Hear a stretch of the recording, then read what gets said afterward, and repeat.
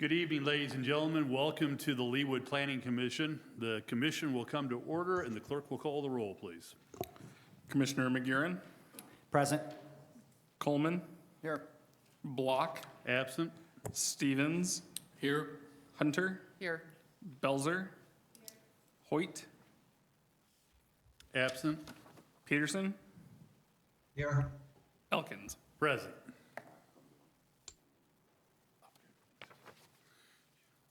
Well, welcome everybody. For the first time in 16 months, I'm not going to read a statement into the record. We're actually meeting in person, and we're happy to welcome Commissioner Belzer back live. And we also have a number of members of the public who are here tonight who wish to be heard on the case that we're going to hear. So welcome to them all. But we're learning a lot, or we've learned a lot through the period of the pandemic, and I think that we may well take some of those lessons and apply them permanently.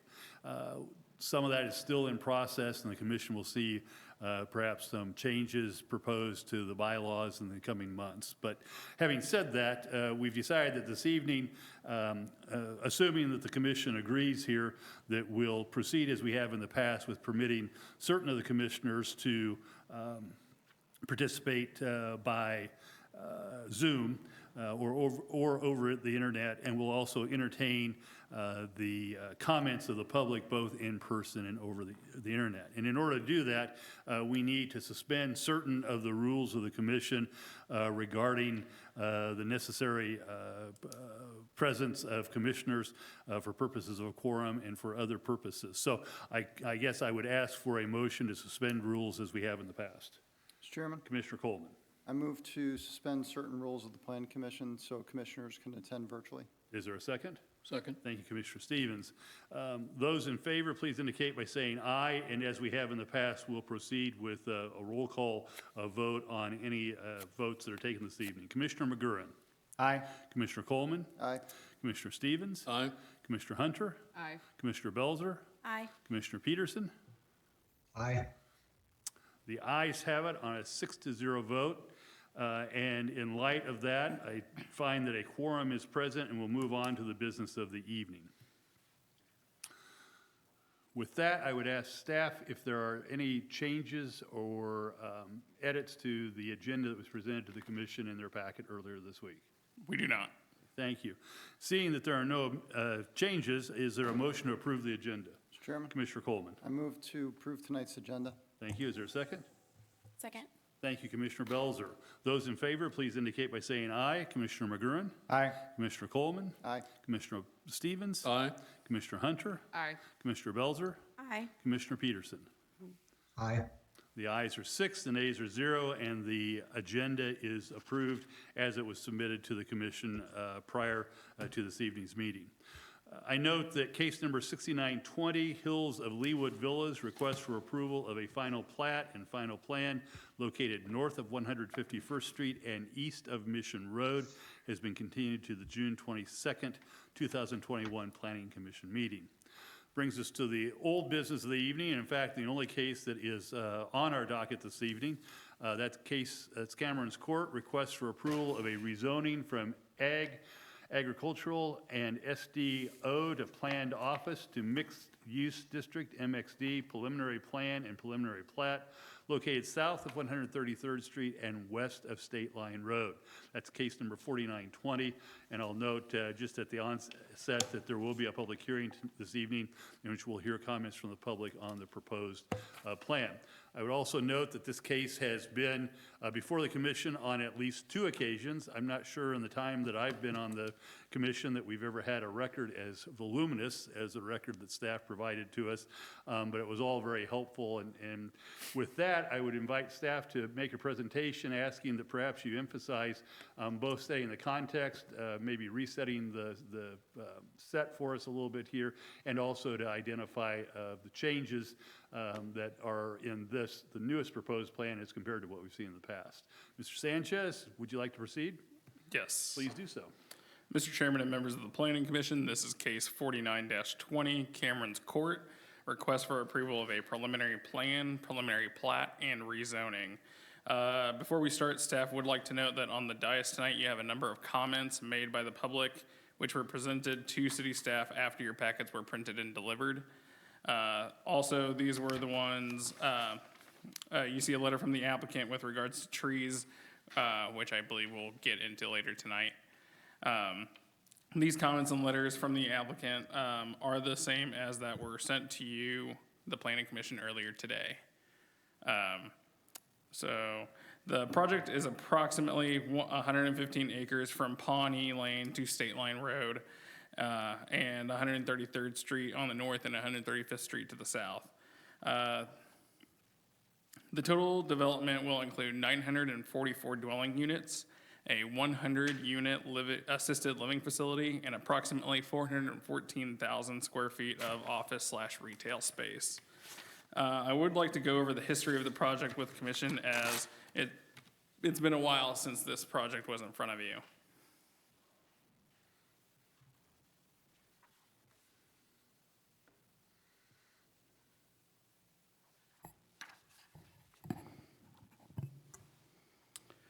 So this was the first rendition of the project that the Planning Commission saw on September 9th. And it had the 54 single-family unit homes here. It had a residential area here. High Drive was located here with a secondary apartment residential area. And then the area closest to State Line here was primarily commercial. And so this was the plan that was to go to the October 5th governing body meeting. However, some changes from the applicant were made. And at the October 5th meeting, the governing body decided to remand it back to the Planning Commission to allow for the Planning Commission to see those changes. Those changes can be seen here. And it came back to the November 24th, 2020 Planning Commission meeting. Significantly, you can see this bow wherever the 54 residential units were. You still had a separated residential area to the south of the RP2. You still had the residential units here between High Drive, and then here was Kenneth. And then again, you had a commercial area over by State Line Road. And so this went to the governing body on December 21st. The meeting got continued, so it went again in front of them on January 4th, where they then remanded it back to the Planning Commission to allow them and staff and the neighbors to kind of work things out to better meet and comply to the 135th Street community plan.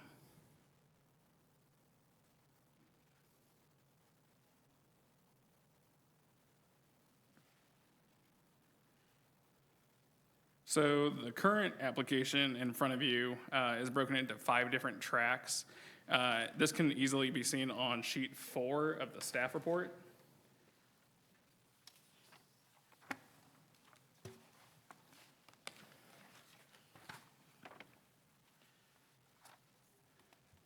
So tract 1 is to the east of Pawnee. Tract 2 is located along what would be Chadwick, in between tract 1 and tract 3. Tract 3 is on the west side of what would be High Drive. Tract 4 is to the east of High Drive, and then tract 5 is along State Line Road. The proposed application has incorporated a number of elements from the 135th Street Community Plan, including creating a grid pattern, the removal of fences and gates around each one of the phases, the addition of multiple housing options, and the integration of some commercial uses within the western portion of the development. Although the project did make improvements to the plan to better match the community plan, there are still a number of requirements which this project does not meet, including regulations within the Leawood Development Ordinance.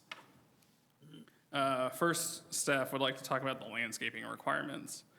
Section 16-4-7.3E states that all trees larger than 12-inch caliper shall be replaced at a 1-to-1 caliper inch ratio unless the site is over 132 caliper inches per acre on the development, which would allow them to plant at a ratio of 2-to-1, or you would then have to plant half.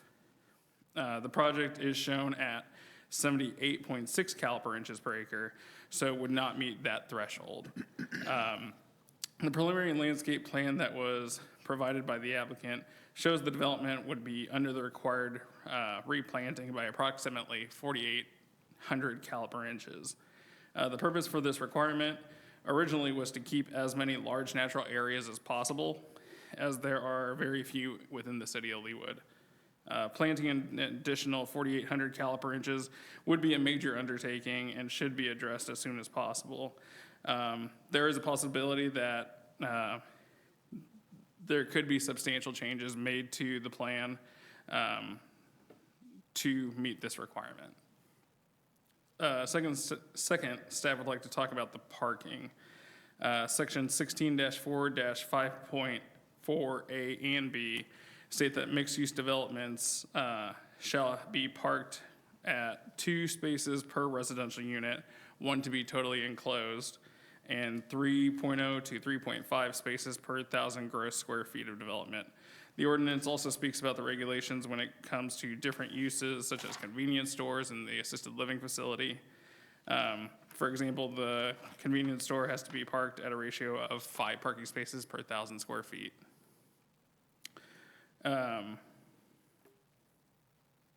After the calculations were completed, the development will have to meet a minimum of 3,204 parking spaces and a maximum of 3,408. The applicant today is proposing 3,239 with an additional 328 to be land banked. The issue that we fall into here is if all of the land bank parking were to be constructed, it then goes over the maximum allowed by the LDO. Third and finally, staff would like to talk about the existing right-of-way dedicated to construct Kenneth Road. So currently, the city owns right-of-way which was dedicated by the Cornerstone Church, meant for the construction of Kenneth Road. As it stands, the applicant is not showing the construction of Kenneth Road with this application. If Kenneth Road is not to be constructed as was planned, the right-of-way would then go back to the property owner who initially dedicated the land. The applicant has shown this right-of-way as part of this project, which would not be the actual case if Kenneth Road is not to be constructed. The applicant has stated that they have talked to the church on obtaining an access easement if necessary, and if absolutely necessary, they do have enough room on the site to shift the drive to the east in order to meet the setback regulations and not encroach onto another property. Staff would like to see this issue resolved before moving further into the process, as what they are showing on the plans may shift over a few things, may change the plan a little bit. Those 3 items are the issues that the applicant has with regards to meeting the regulations of the Leawood Development Ordinance. With regards to the comprehensive plan and the 135th Street Community Plan, the applicant has made changes to better meet the intent of the plan. Although the applicant has provided these changes since the previous submittal, there are portions of the community plan which it still does not meet. The plan does not create a main street design, as there are buildings being separated by large parking areas, separating the buildings from one another. Having these parking areas, having these large parking lots creates a burden for people who want to walk from one building or to another. And I'd like to show you what staff really means by a main street design. So I have a couple of examples to show you.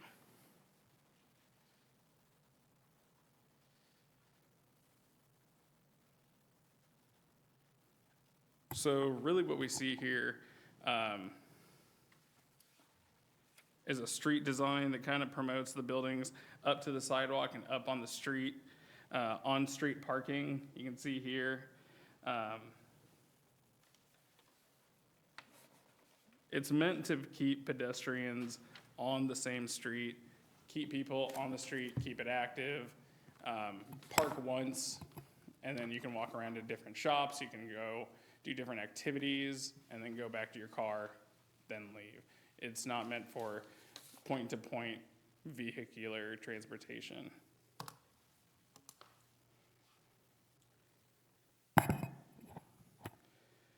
So an area like this really has enough space for seating arrangements, landscaping, lighting.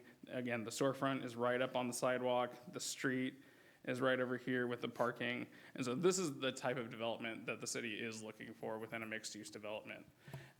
This is not saying that the entire development has to look like this. It just has to have nodal, densities of what this is.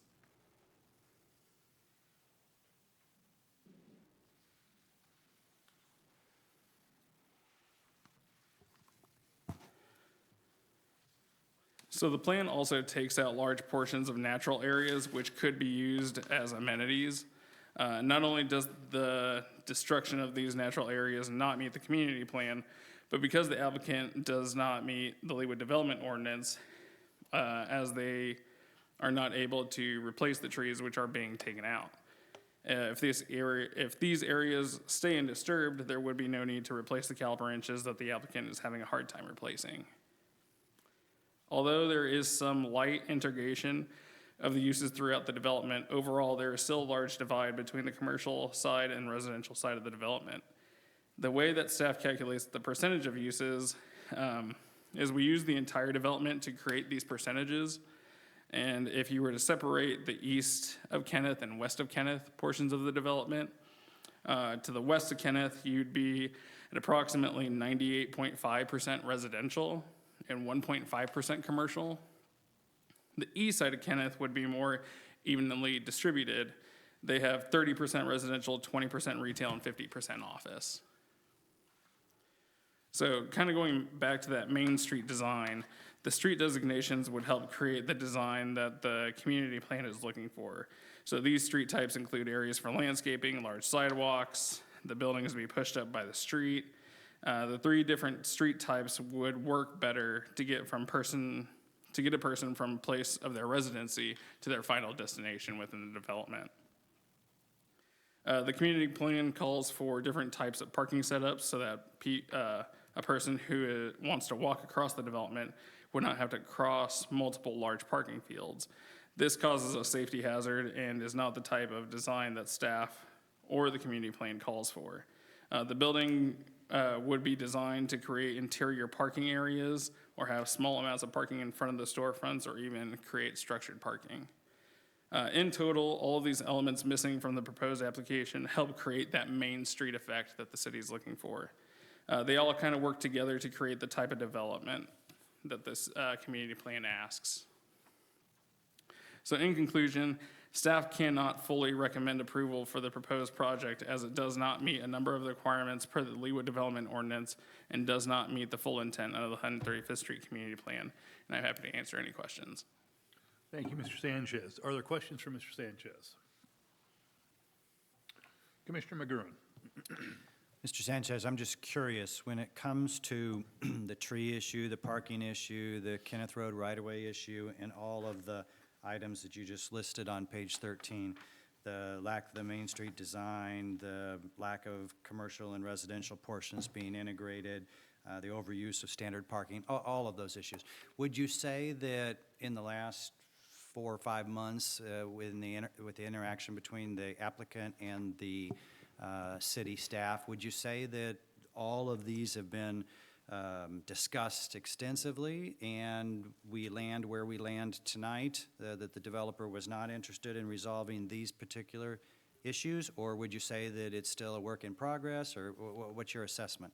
So I would say between the time of the last remand to now, we've been working very diligently with the applicant on creating the gridded street network, on really creating a cross between the retail, office, and the residential.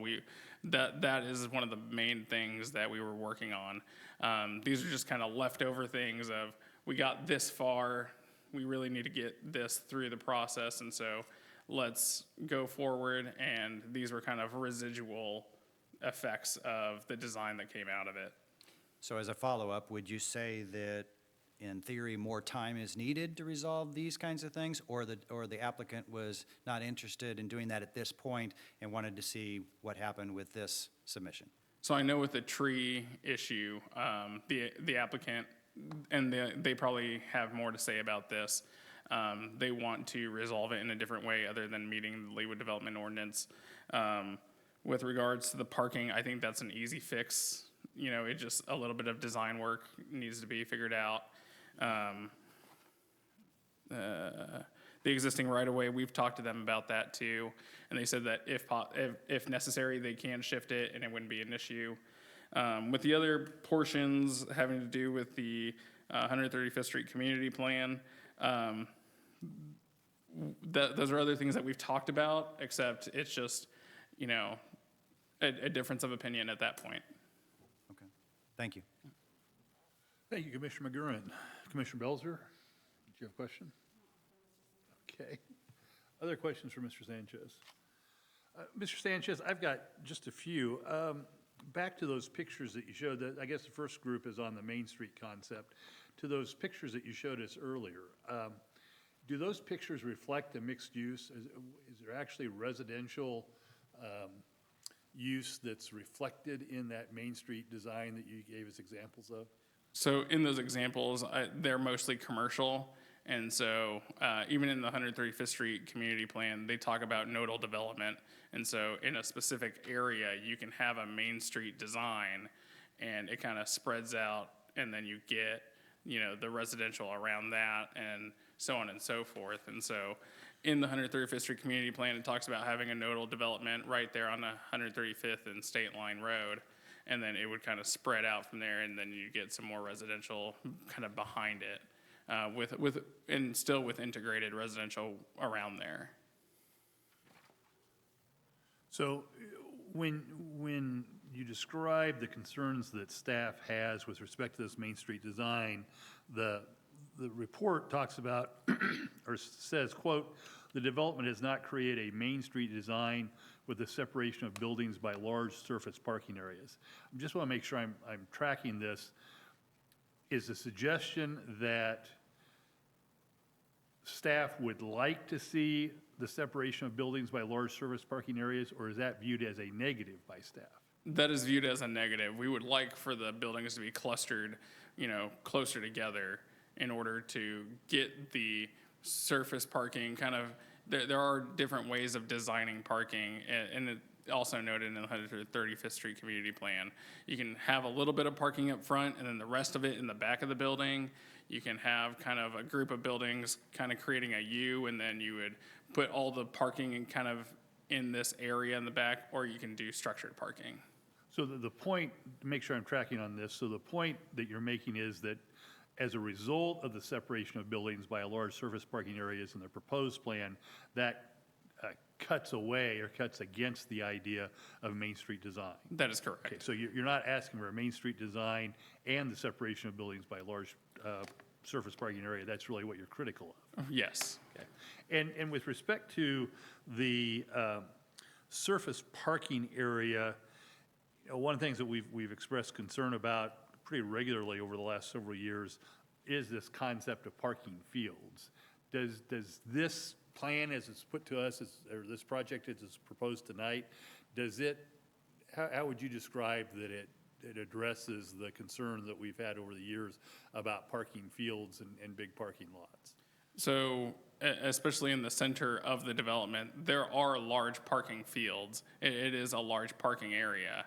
And so although they may be landscaped and, certain things are done to them, sidewalks and all those things, it's still unsafe for a pedestrian to get from maybe the north side of along 133rd Street south all the way to 135th Street.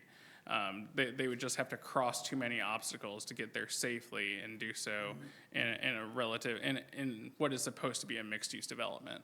So regardless of the number of parking spots, the arrangement of the parking is viewed by staff as a deficiency. That's correct.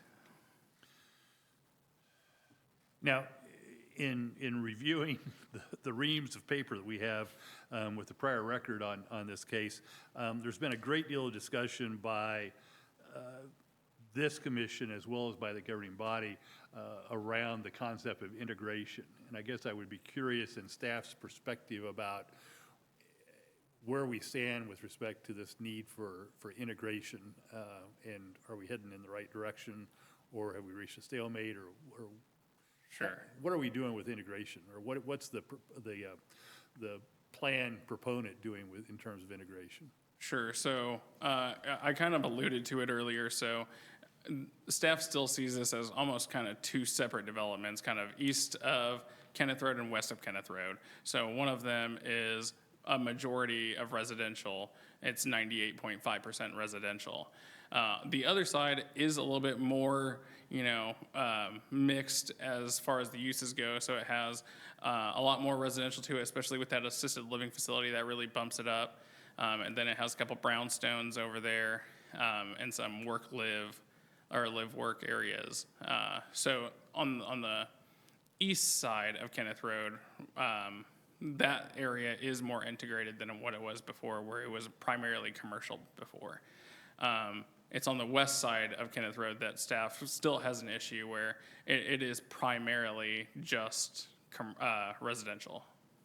So the problem is that while the east side may be somewhat integrated and the west side less integrated, that the west side is not integrated into the east side? It's both. So we still want some more commercial over on that west side. But we also want, both of those two parts to become one. So it seems though that there's a real challenge there with that church property being right in the Yeah. middle. There's a big blockade between the east and the west side. What are staff's thoughts about what could be done to create better integration between the east and the west sides of Kenneth Road? And it may be kind of at the time of final that we see some placemaking happening, so some signage go up, kind of make it one. Some trail that could possibly go through. There's a little bit of space along that north side where it kind of tees off. There's opportunities to do things. Staff really doesn't have an answer at this time. Is there actually a connection between the east side and the west side, or does the church property completely block it off? No, there is a little bit of a connection where Kenneth Road was supposed to go, where it kind of tees from, and it goes east and west. So there is enough room for a vehicular connection there. Yeah. But again, what the city's looking for is pedestrian connectivity as opposed to vehicular. Yeah, we would correct? like both. Now, and I don't remember exactly what page it's on, but I do know that the public, in their comments they've made to the commission in the past and in the comments that we've received over the course of the last few days, there's been a lot of concern about the traffic and the impact on traffic. And as I recall, the report that we got from staff indicated that the staff's traffic consultant had not yet had an opportunity to consider or to look at the traffic study, the new traffic study that was done by the proponent of the plan. Has the staff's traffic consultant had a chance, and what's staff's view on this traffic issue and the representations or the position that the proponent's traffic consultant is taking with respect to the impact of traffic? So we do have a representative from the Public Works Department here, and they may be able to speak better to that report. If you could step forward, sir. I know this is your first night in front of the commission, so welcome to our commission. If you could state your name and your position with the city, we'd be grateful. Thank you. Carrie can answer, Public Works Engineer Supervisor. Is the mic on? Is that better? That's Okay. better. So if you'd give that to us again, so we've got it for the record. Carrie can answer, Public Works Engineer Supervisor. Great. Welcome to the commission. Thank you. What can you tell us about what the city's view of the traffic study that the proponent of this plan did? It is conducted thoroughly and without prejudice. The proposed development has created an increase in overall volumes to the tune of about 10%. They did note, make a few notations if I will. Yes, absolutely. The consultant had the opinion, shared the opinion that there was a need to install a third lane along 135th Street during Phase 1 development if the project proceeds.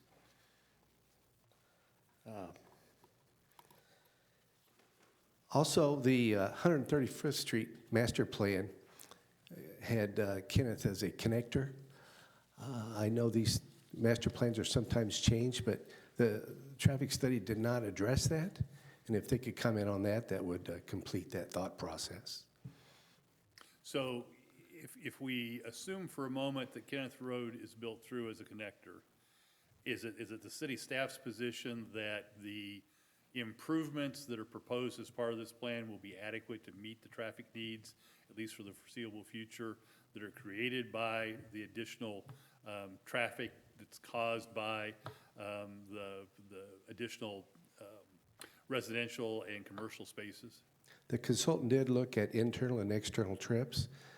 The external trips added to the network were evaluated on an intersection level of surface basis, which is mostly your points of conflict or where you struggle for your capacity.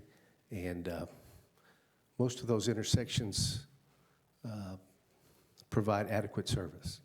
So bottom line is that the staff's view that the proposal adequately addresses the traffic needs that'll be established if this plan is built as it's proposed? With the exception I alluded to earlier on 135th Street. 135th and State Line is currently operating at less than desirable levels, and this would exacerbate that. And so we propose that, as I mentioned, if it goes forward, that 135th Street needs to be addressed. And at that particular point, sir, is State Line actually the state line so that there's an issue of overlapping jurisdictions, or is State Line all on the Kansas side at that particular spot? It's a multi-jurisdictional issue. The survey section lines run parallel to center and State Line, but regardless, it is a multi-jurisdictional issue. Now, I think this question is for Mr. Sanchez, but Sure. don't step away yet.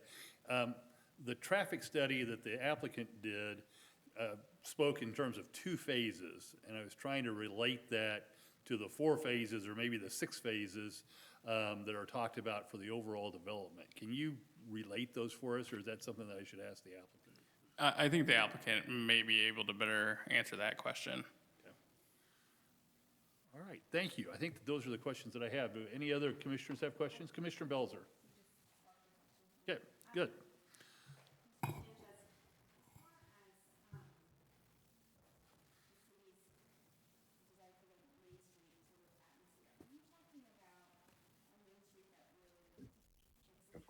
Yeah, we can't hear We, anything. we can't hear the question.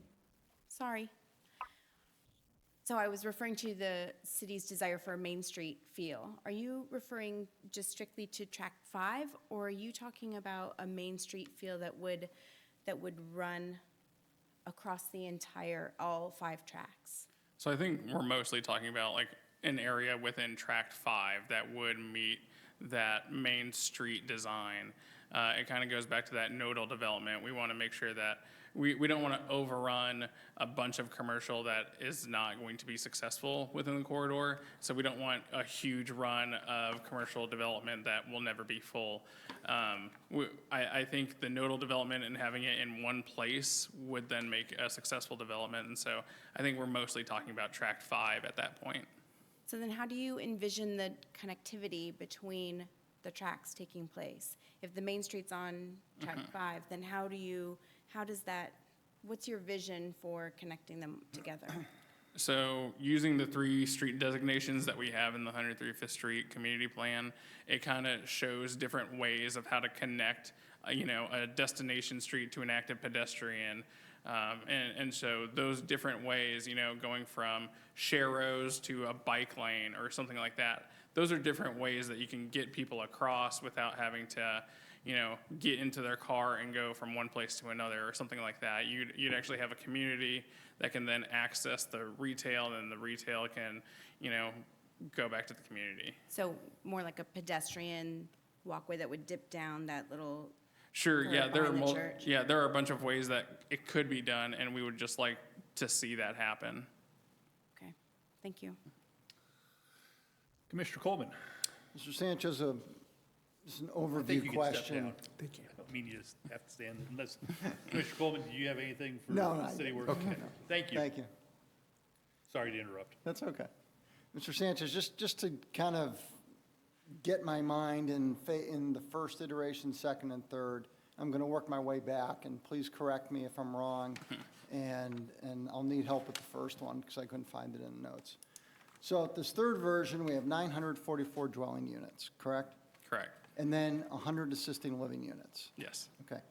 The second version, the previous version from this, had 54 single-family lots, 662 dwelling units in a hotel. Yes.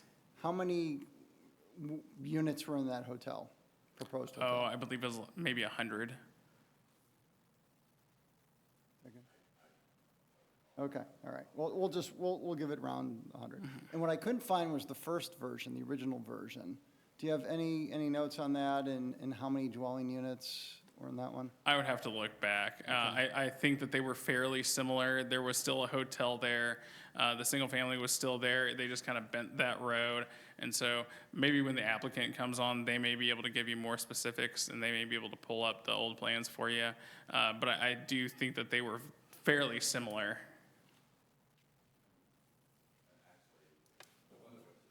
Put your mic on. The one that went to the December 21st, 2020, to the governing body, that still had the 662 multifamily dwelling units and then the 54 single-family units as well. I think the main change between there was that there was a request as far as to make that one street a little bit more curvilinear. Okay, so just the difference between the version 1, version 2, kind of minor with the roads? It was kind of minor. So as we were going through the process, and we've actually gone from the first and the second version to this third version, we were trying to work with the applicant as far as to meet parts of the 135th Street Community Plan.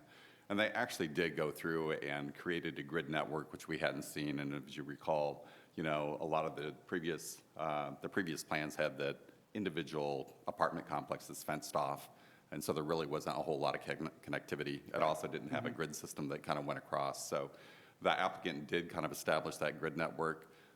Commissioner Elkins is absolutely right as far as the church coming down and bisecting the property makes it a lot more difficult to have a second east-west connection into that. With regard to the main street, we did want to create that main street. We did talk with the developer about it a number of times. They did try and create part of that. They came, for instance, if you look at the entry off of State Line Road, they actually have some vertical integration of some of the uses, and they kind of lined the drive that was along there. I think we're really kind of where we kind of had a disagreement, or basically what the applicant said is they just didn't think the market would hold up doing that. Is they wanted, for instance, like a grocery store, and that required a larger parking field, and then all of a sudden you start breaking up that main street, that field that you have there. Okay, thank you. Thank you, Commissioner Coleman.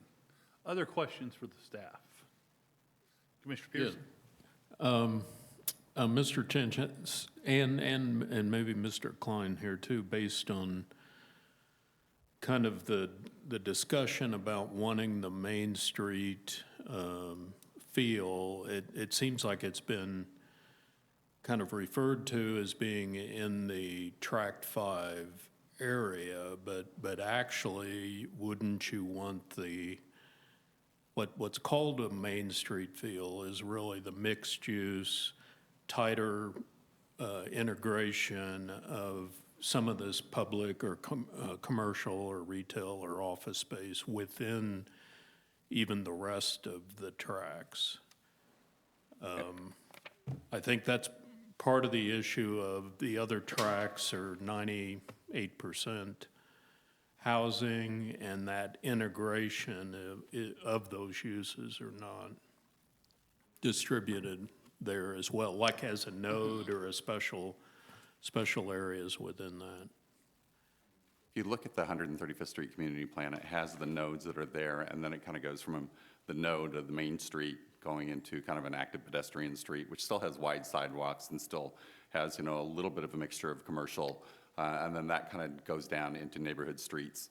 I would say a lot of the streets that they provided are probably along the neighborhood street type that you have there. It's 6-foot sidewalks, a little bit narrow, kind of more typical your active pedestrian, you get into much wider sidewalks, and then when you get to the main street, you have a 16-foot sidewalk, and you have a planning aisle and stuff like that that's there. I think what they tried to do originally is the two nodes were focused in as far as on State Line Road, and then we talked to them about as far as over at the other end, kind of over by Market Square, because you had some additional retail that's located there, and the retail is going to do the best kind of at those major intersections that are there. And so what we talked about is to try and create that main street kind of coming off of that development as well.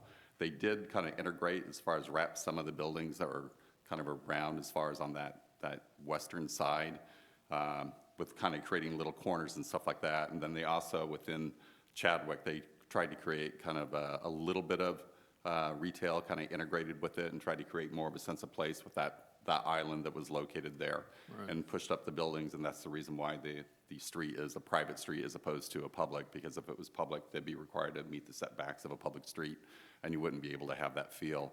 I think the really kind of where we wanted to see a little bit more of that, and again, it kind of came down to the applicant saying that he didn't feel like that the market would do it. And so that's kind of where we kept kind of pushing that way, but I think he kind of reached a point where he said that this is all I can do. Okay, great, thank you. Thank you, Commissioner Stevens.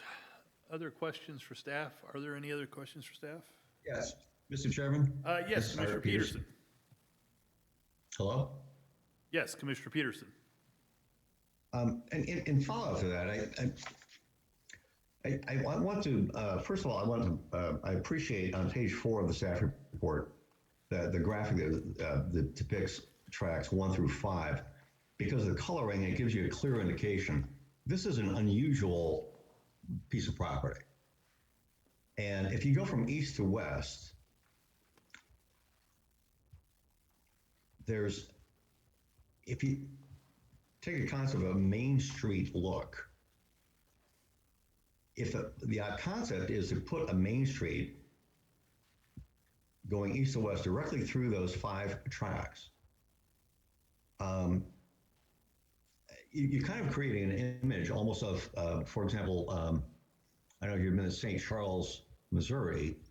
Those photos basically depicted really an old style, early 1900s Main Street. Nothing has been developed anywhere like that along 135th Street as you go west of Pawnee. And the businesses which are immediately west of Pawnee on 135th Street, there is no access to, from 135th Street for a pedestrian. There is no Main Street feel there at all. The only possibility of a Main Street would be in Tract 5, because you've got the church property cutting out all of this, cutting that big chunk out. I don't see how the developer could possibly create a Main Street feel throughout this tract in conformity with the 135th Street plan. But they are coming close in many regards. And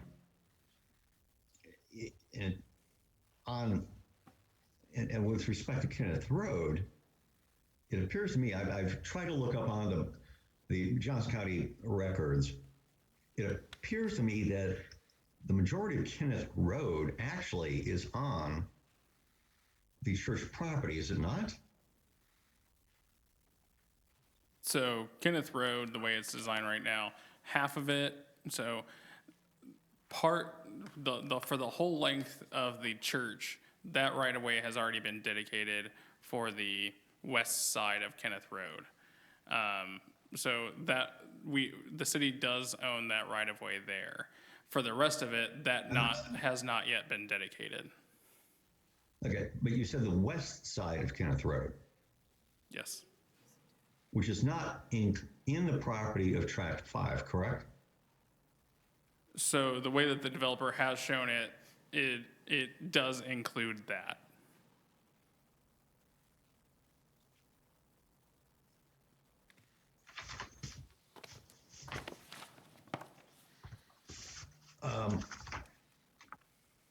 And so maybe I can If I look get up at- and show.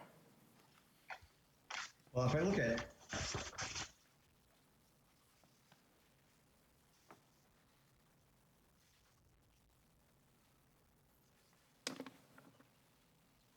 In the packet, if you look at diagram F 1.0 of the current packet,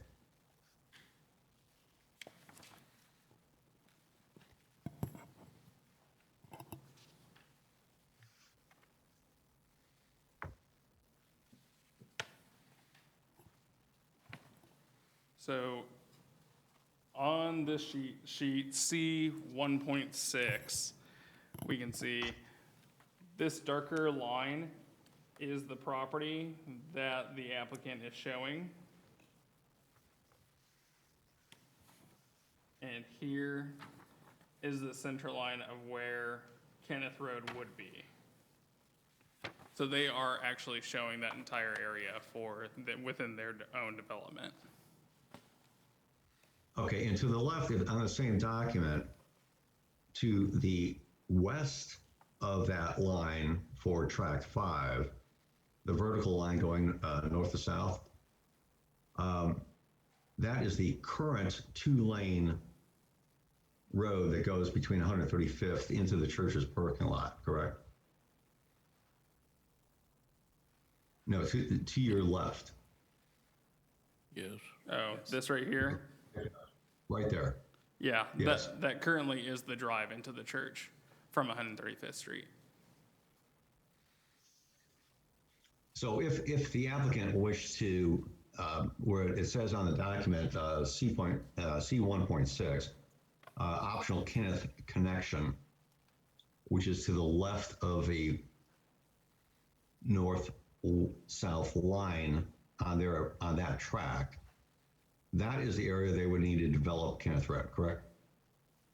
Yes, they would have to take, so the city would actually require for this line here to be brought down to then be dedicated as the right-of-way for Kenneth Road. So if that was to be developed, Kenneth Road between 133rd on the north to 135th on the south, conceptually, how could anyone possibly develop a Main Street look within any of these tracks and have it become a viable economic venture? And actually, the 135th Street Community Plan actually kind of shows an example where you actually kind of create more of a grid network within Lot 5. So you actually have more or less an internal street, it'd be a private street that would kind of bisect that, maybe a little bit closer to the eastern part of it. And then you'd have the buildings pushed up along that to create the mixed, or the Main Street feel. And so it actually would create kind of a node that was located within there with the realization as far as state line is going to be where most of your commercial is going to be the most successful because of the visibility. But it did try and as far as have the private streets to push those up with the parking behind, or maybe you have smaller parking fields or structured parking. These are all things that we kind of talked about with the applicant. However, I think at that point, it got down to as far as what he thought would work and what wouldn't, but. Okay, so then with respect to that, so then other than track 5, how would one conceptually do anything with tracks 1 through 4 with a Main Street look?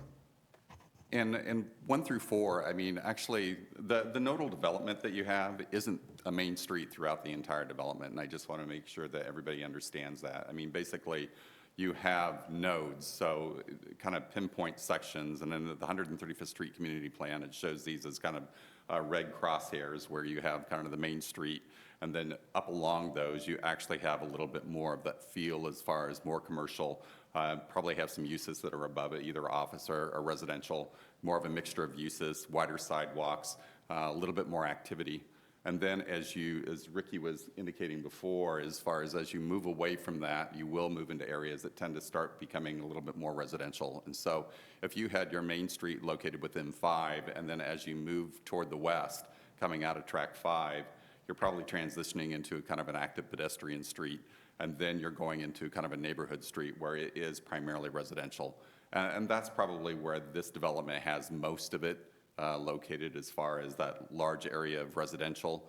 It would be probably a lot better if, more like the 135th Street Community Plan, if you could provide that other node kind of adjacent to the Pawnee area where you take advantage of that intersection. I think that the concern there was that there was already retail that was located there, but it kind of offered an opportunity to kind of expand that or, I guess it was also seen kind of as a negative for that as well. They wrapped a little bit. They started out with a little bit more in that area, and then they kind of pulled some of it back, but they did wrap the corners and try and integrate it as far as vertically.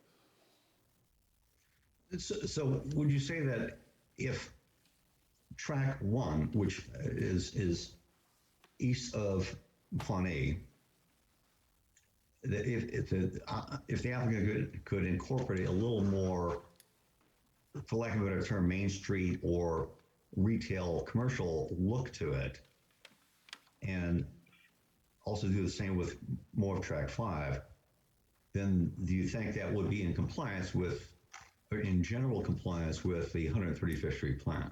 I think that would definitely help. In fact, that would definitely help in the fact that you would start integrating a little bit more. It would have more office and retail located over there to create the node on that side. And then as you kind of transition in, there isn't a lot of transition. There really isn't a whole lot of active pedestrian that you kind of in between as far as the main street, and then also as far as the neighborhood street. It kind of goes from where they have the commercial areas and then more or less down into the neighborhood.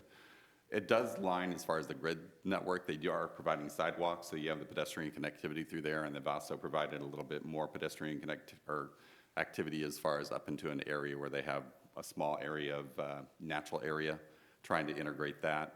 But it's not the same type of sidewalks that you would see in a main street with 16-foot sidewalks. If you look at Park Place, for instance, when that was developed, they wanted to create those wider sidewalks because it allowed opportunities for outdoor cafes, more activity, and it really kind of encouraged that kind of feel to it. And the active pedestrian streets would then be a transition in between the main street down to kind of where you're just in residential areas and you have 6-foot sidewalks, kind of more typical what you would see in a neighborhood. Okay, thank you. Thank you, Commissioner Peterson. Any other questions for staff at this point? If not, Mr. Odo, I think I saw your conference room flash across once. If you would state your name and your address for us one more time, we'd be interested in your comments about the new plan or the revised plan. Okay, well, guys, I want to thank you so much for hearing us. As you probably know, I'm Rick Odo, president of Odo Development, and we got the Clover team here. Henry and Patrick are going to be speaking on behalf of that. We've got Dan Foster for Schlegel talking about our engineering and landscaping, and of course Kurt Holland for representing us, and Jeanette Cox, vice president of operations for us. And then we also have Bob Renier and Fred Logan speaking as well today. Okay. Welcome. Thank you. Thank you. I really want to take this opportunity to thank you for having another reminder back to Planning Commission.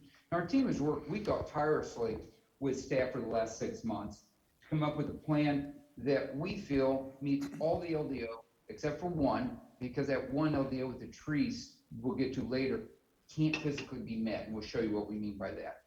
And it meets 100% the merit of 135th Street corridor plan. Several months ago, City Council remanded the plan back to Planning Commission because they saw merit in the previous plan, but wanted some items incorporated into a new plan that better fit what they had in mind. And what they told us, we heard, was have a sense of community. We've got that. We have more variety of homes. We've got several different types of homes. More of a main street. We got 2 main streets, and one is almost identical to the example staff gave us in the very beginning 6 months ago that we've been copying. So I'll show you how we meet that main street feel. And we also brought in more retail and office to the west side and more residential to the east side per the request. We added the grid system. We removed the fencing and gating. we have a sense of place that all of Leawood can enjoy. So with staff's input, we've made substantial improvements based on what City Council asked us. I believe that this is a once-in-a-life opportunity for Leawood to take a very challenging site, because it does, as Commissioner Peterson brought up, we're bifurcated. So it's very hard to have complete east-west integration. We also have to be concerned with how much commercial, retail we put in. Main streets require high density. This is still very southern Johnson County where there's low density. And so you have to be careful with adding too much only walkable space. It's not gonna be seen. So you have to be careful. The most important thing is to have a successful product that everybody's proud of. We are. We've got more green space than required. We exceed it by over 5 acres. We've got public trails everywhere. We completely circle the church. So I don't understand the bit about the not having enough connectivity when we completely circle the church. We've got community activity in public areas in multiple locations, integrating east to west, west to east, north to south. And we have lots of pedestrian connectivity. I'll show you how we meet all that. I really believe you're going to be shocked, and we're going to exceed all your expectations of what can be done if you let one qualified developer take on this whole site. Remember, this is 1 mile long, 115 acres, and you're going to have some areas where we have worked with staff, we thought, and adding more retail to the west end. We put Main Streets in Chadwick, and we added retail sites there. And we added Main Street off of State Line, where a lot of the retail should be across the street from the Walmart and Lowe's. We've got to consider what we have here and make a great plan for the entire 115 acres. So I want to show you a flyby of what we've got, a video, if you don't mind. Takes Please about do. 3 or 4 minutes. Pardon? Please proceed. Yeah, I think you'll love this. So we're going to take down okay, good, no music here. So this is Chadwick right here, and we'll go more into it later, where you can see a Main Street feel. One-way streets, east and going north and south. You've got parking on both sides. You've got brownstones that'll be for sale. You've got wide pedestrian streets with a little bit of grass space in between the sidewalks over here and the brownstone. You've mirrored on the west side as well. You've got a retail, little restaurant is what we're foreseeing there around this Main Street, and the kiosks to help us with, you'll see Chadwick Park, which I'm so proud of. Go ahead, keep it going. So this is the overall plan. As you see here on starting west, and we're going to go east. These are some of the luxury apartment homes wrapped with retail and bistros and restaurants along Pawnee. As you come on in, you've got Chadwick Park. On both sides of it, you've got the brownstones, a little bit of retail. You can see the red markings, that's where the retail goes. Keep going. We've got 3 different styles of twin villas all along 133rd Street, most of which will be for sale product. High Drive, which is still bent. Excuse me, stop there. I want to stress this. We bent High Drive once again to meet the needs of the neighbors in Wilshire as they requested. Keep going. And we've got the mansion style apartments. We also have brownstones matching what we have over in Chadwick Park. Back up here if you can. Sorry. Right here, coming in off of State Line and 134th Street. We've got the same brownstones, same restaurants. So we're carrying similar elements, east to west, west to east. And as you come in off State Line, you look straight into the senior living facility. We also have office buildings. And if you notice, we have a small grocery store. There's been a lot of interest for a small grocer. You guys probably know the names of a 50,000 square foot small grocer if we can meet their needs. And that would set the whole Kenneth Road, or the whole east side track to get started in a hurry. We also, as you can see where Kenneth Trail is, we don't have it as a street. We don't have a need for it as a street. We have it in at the north and at the south, and we saved 1,100 feet of trees. We wrapped it with a trail. You can kind of see the white line that's wrapped, meandering all the way around, all the way through. That's open to the public for all of Leawood to enjoy that trail, bike trail, everybody be able to enjoy that. Keep going. So this is how it would look as you're coming in off of Chadwick. You've got off of Pawnee, sorry. You got the bistro on the corner of 135th Street and 135th Street and Pawnee. Keep going. As you pull in, All the commercial retail. yeah, you have all the commercial retail, cafes, the office. Main Street as you pull in here. Down 134th Street. On both sides, you'll have these high-end apartment communities, and you can see our parking decks, how well they're screened. You can barely tell them, and above them, and here's one of our parks that you've got to the left, and this is how we finish our parking garages. You don't even see them. They are raised courtyards. I think they're gonna be beautiful and spectacular. I'll show you more pictures as we get going. Fitness centers, we hope to bring in some workout facilities, coffee shops, bistros. Here's your Main Street coming in off Chadwick. As you can see, we have brownstones. This is right off 135th Street going north, both left and right side, brownstones with large pedestrian sidewalks. You notice it back up here if you can. You really get the feel of, sorry, stop right there. You can see the sidewalks. We've got grass, we've got white areas, in, out, lots of room for seating. This is your Main Street feel. You look at a little kiosk here, because this will be the main center of our park, of Chadwick Park. Keep going. You'll have one, because it is private, we're gonna be able to make a one-way street north, one-way street south, and we'll be able to park both sides of the street with parallel parking. There's our brownstones. There's a little restaurant on the east side. And in the middle where Chadwick Park is, we're gonna have all sorts of community development through here. We're gonna have events like car shows, food trucks, art fairs, theater in the park, movie night, all sorts of, far more than what Park Place has once every Thursday night. We're gonna we'll have activities there from April through October, about every other week or so. And we have enough on-street parking that it won't be a hindrance to anybody. Here's like a theater and park, how that would work, movie night. We'd also be able to do small bands. Obviously, we'll fit in with all of Leawood ordinances. Art fairs. We'll have, for a second. The food, food festivals, food trucks, Saturday mornings, maybe farmers markets, all sorts of events that all of Leawood will want to come visit. Not just our residents, but all of Leawood will. Keep going.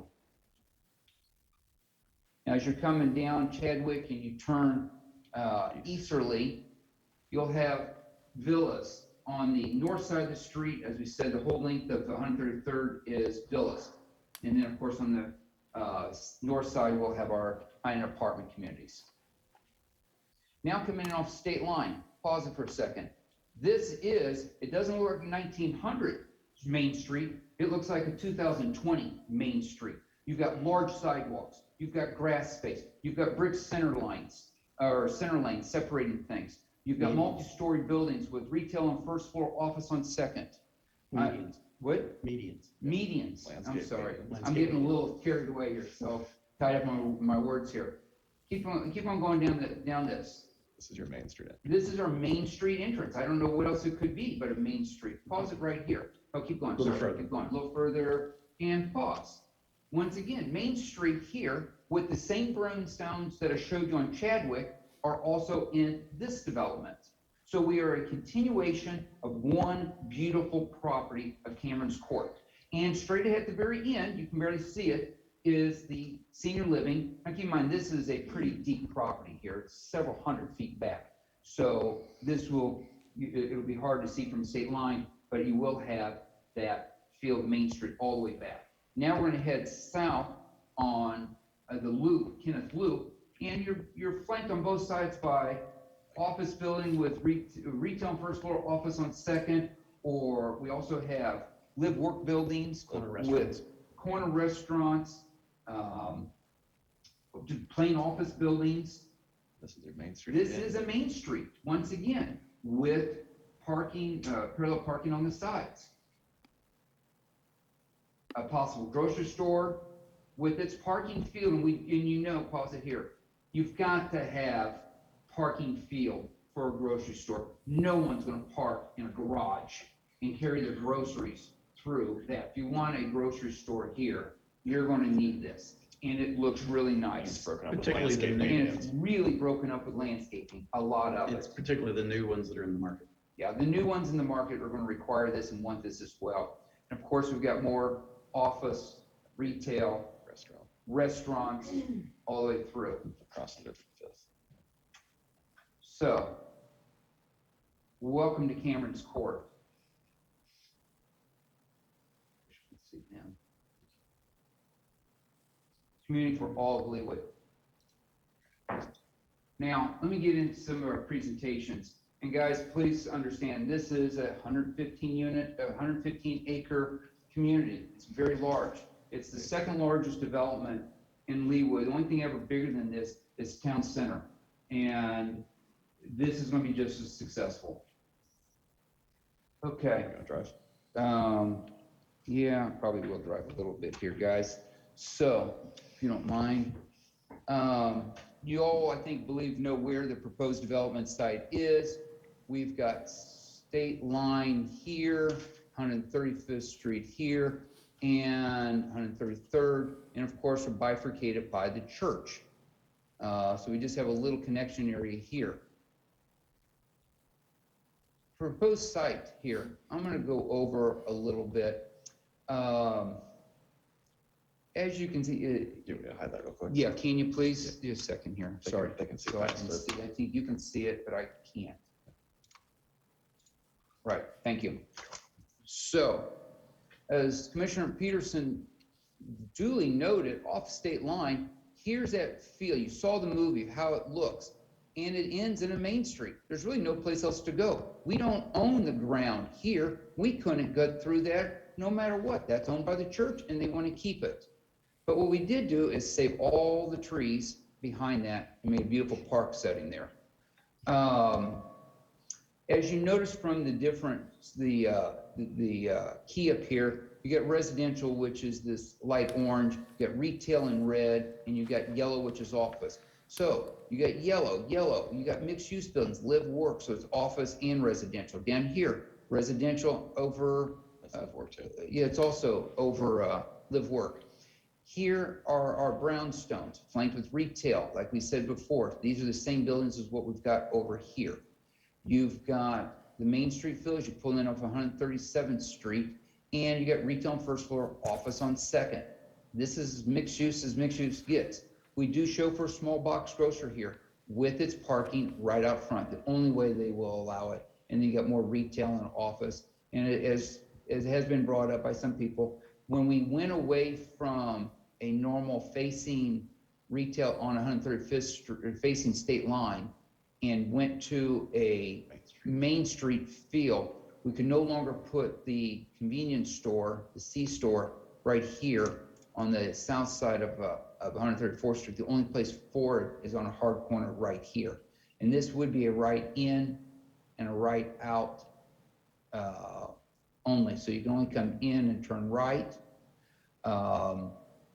And we're maintaining that natural zone. And we're keeping the natural zone here per the requirements of the subdivision to the north here. So one of the things I want to bring up here is density. We are at the minimum amount of density you could put on a property like this. We could double it and be totally within line, would still be okay with traffic, and it would give even a denser plan like Park Place and Prairie Fire. but we have the minimum amount of office space, 15%. That's 285,000 square feet of office here, or mainly here. We've got some office space thrown in. I'm afraid to put much more than 285,000 square feet of office. However, if somebody does come in and want to put in a field or a larger building with a structured parking, we'd be happy to work with them, and I'm sure you would too. This is, like I said, this is going to take 8 to 10 years to build out. This is not something that happens overnight. Retail, minimum amount is 5%. We got 6.8. With as much retail as there is in the neighborhood, we feel that this is about as much retail as you can comfortably put. And retail, as we talked about last time, needs to be where it's going to be successful. It's going to be successful on major streets. State Line, you'll get people to come in. Pawnee, people will drive by and they'll see it. They'll see some of it from 135th Street. But you need to have good access. You need to have visibilities. We've done that. We do have some brought into the community, but that's because we have a big community center with Chadwick Park here. So 15% office. We have 6.8% retail. The rest is going to be apartments. But we're only at 8.6 apartments, units per acre. Your ordinance allows 15 with bonus up to 19. So we're less than half the allowed ordinances.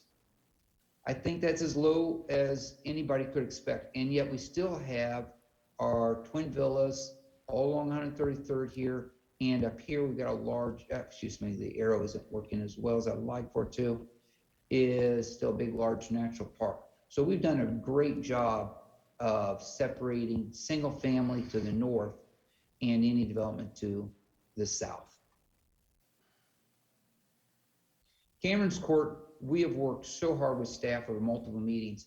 Some of these things that just came up since Saturday, last Wednesday, we found out about a couple of things, and then we saw some new things with the staff report Friday or Saturday when it came out. So up until then, we thought we had a plan that everybody liked. We will maintain integrity in the neighborhood. We're dispersing traffic from the existing single-family neighborhoods. We are trying to push it to the east, to the west, south. But as your traffic engineer did say, and our traffic report shows, and I'll get into it a little bit later, and I did talk to Joe Johnson, who used to run the Public Works Department. He said their team at Olson did review it and agreed with ours that there'd be very limited impact on the area, and that our level, the capacity's there and the level of service stays the same. High drive connection to 133rd, we kind of showed that before. We do have that offset to discourage traffic from going from 135th Street into the neighborhood into Wilshire. That was their request, we kept that. Kenneth Road's currently proposed not to be constructed. When it only goes to a few hundred feet to the south, it doesn't even have a purpose other than just bringing people in and out. So to have it and to save the 1,100 feet of trees and save that natural area and to allow for bike trail, we don't see a need for Kenneth Road. There's absolutely no need for that to go through. So to have a loop through the city, which I believe is another request of your 135th Street, to have these loops through there, which we meet. I once again want to stress this is a 1 mile long community that instead of breaking it up into a whole bunch of little pieces, you've got one developer who can make a very cohesive community that everybody's gonna be proud of. Cameron's Court does have a sense of place. It has a sense of community. And we have developed a plan that people will want to live, work, and play. We're in complete compliance with the LDO and the intent of 135th Street. The only thing we don't have on the LDO is the trees. The tree plan isn't possible, and we will get to that later. Everything else, we meet you have several areas, as we've discussed before, the whack-a-mole situation where the 135th Street corridor is in conflict with LDOs. So where it's in conflict, like a 16-foot wide sidewalk, We took what the fire marshal said to do and what the LDO said to do, and we got 12 foot so that we meet the LDO instead of a non-codified 135th Street corridor plan that would force us to be in conflict with the LDO. You see the circular bit. Please hear me out on that one. Second, we have the grid system. We brought office and retail to both sides and around Chadwick. So we've got it on the east side, we've got it on the west side, we've got it in the middle in Chadwick. We've added residential components to the easterly side by adding senior living, brownstones, and condos over office. We have a very limited amount of condos. The area can handle a few condos, and we've got those in the live work, and they back up to a beautiful park area. We've added urban streetscape.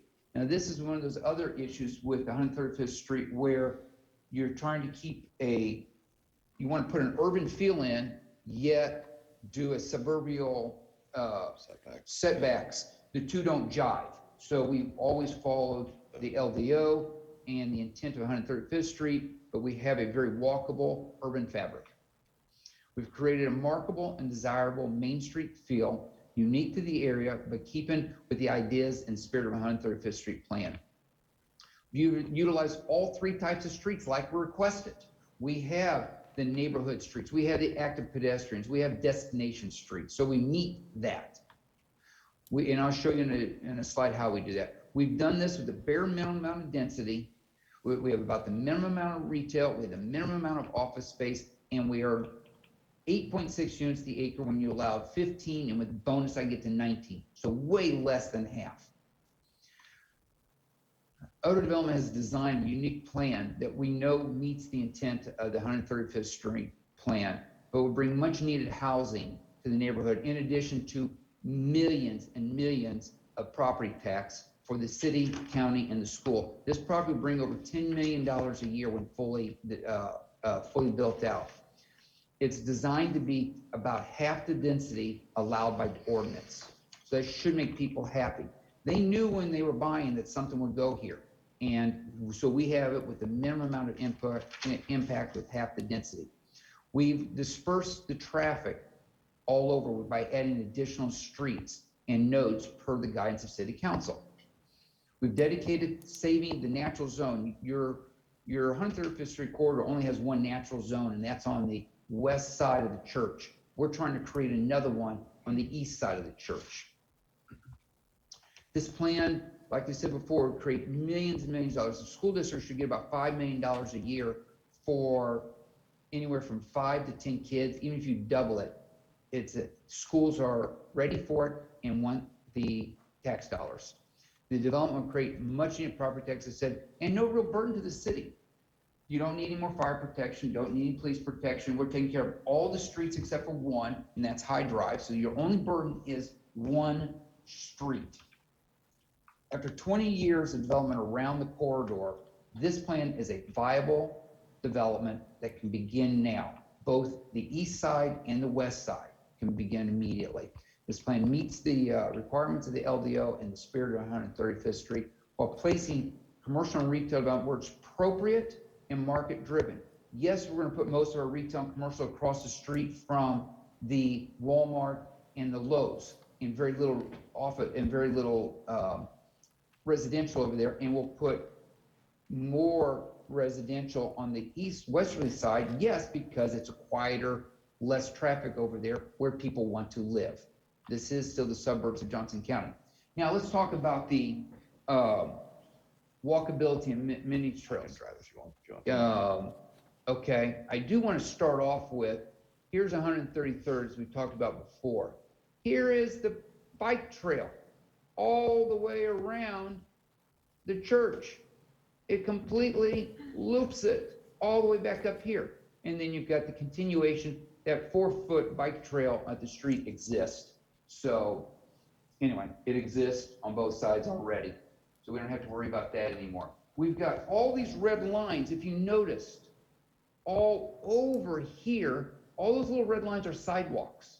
All the red lines here, sidewalks, sidewalks, sidewalks. All over the place, we've got connectivity and sidewalks around all the buildings.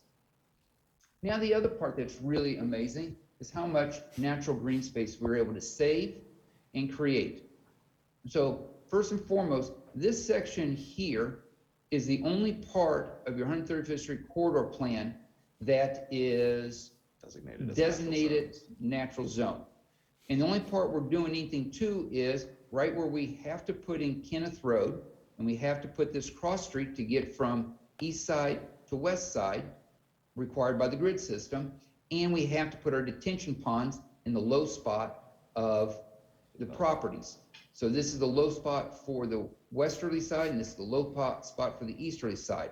We really don't have an option but to put our retention ponds here, the only place on the site they physically can be.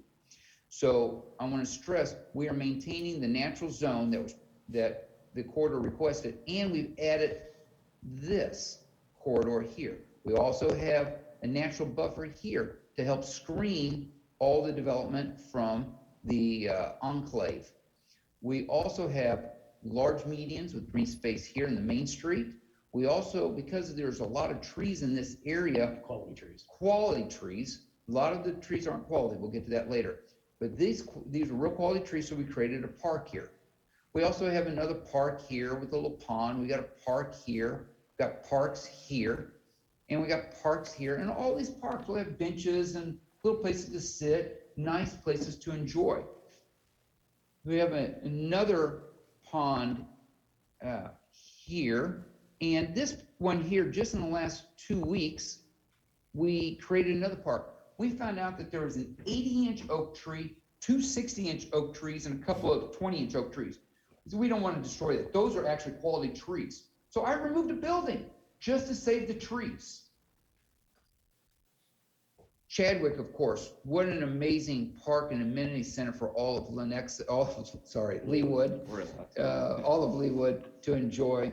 I think the farmers markets, the food courts, I think that'll be a lot of fun. We'll be able to raise a lot of money for charities and do a lot of good for the community.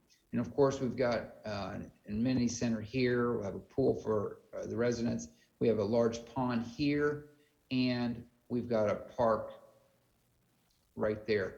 I am going to go back up to, the plan. Sorry, guys. I'll walk through this thing. Whoops.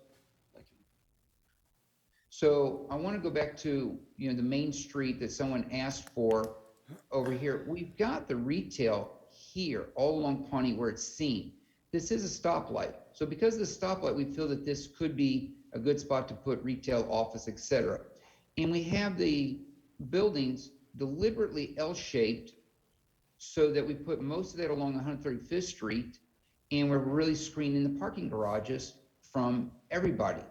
If we flip-flop that and made a main street, the parking garages would be seen by the neighbors here and all along 135th Street. So we feel that to put a main street there would actually not be what the Leawood would really want. It would look ugly.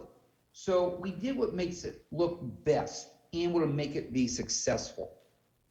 Once again, Commissioner Peterson made a very good point that you really can't have retail in areas where there isn't enough density, and the area doesn't have enough to handle that. And I hope I'm not misquoting him. So I do want to talk about some of the varieties of housing that we have. In your own study that you did, given the aging, relatively affluent population in Johnson County, the 135th Street is likely candidate for residential development, including townhomes and apartments, serve empty nesters. Most of our clients are over 50, and if you had over 50s and the divorcees who want to live within 2 miles of their family, that represents about 70% of our community. Currently, this is also another excerpt, currently demand exists for multifamilies. We know this.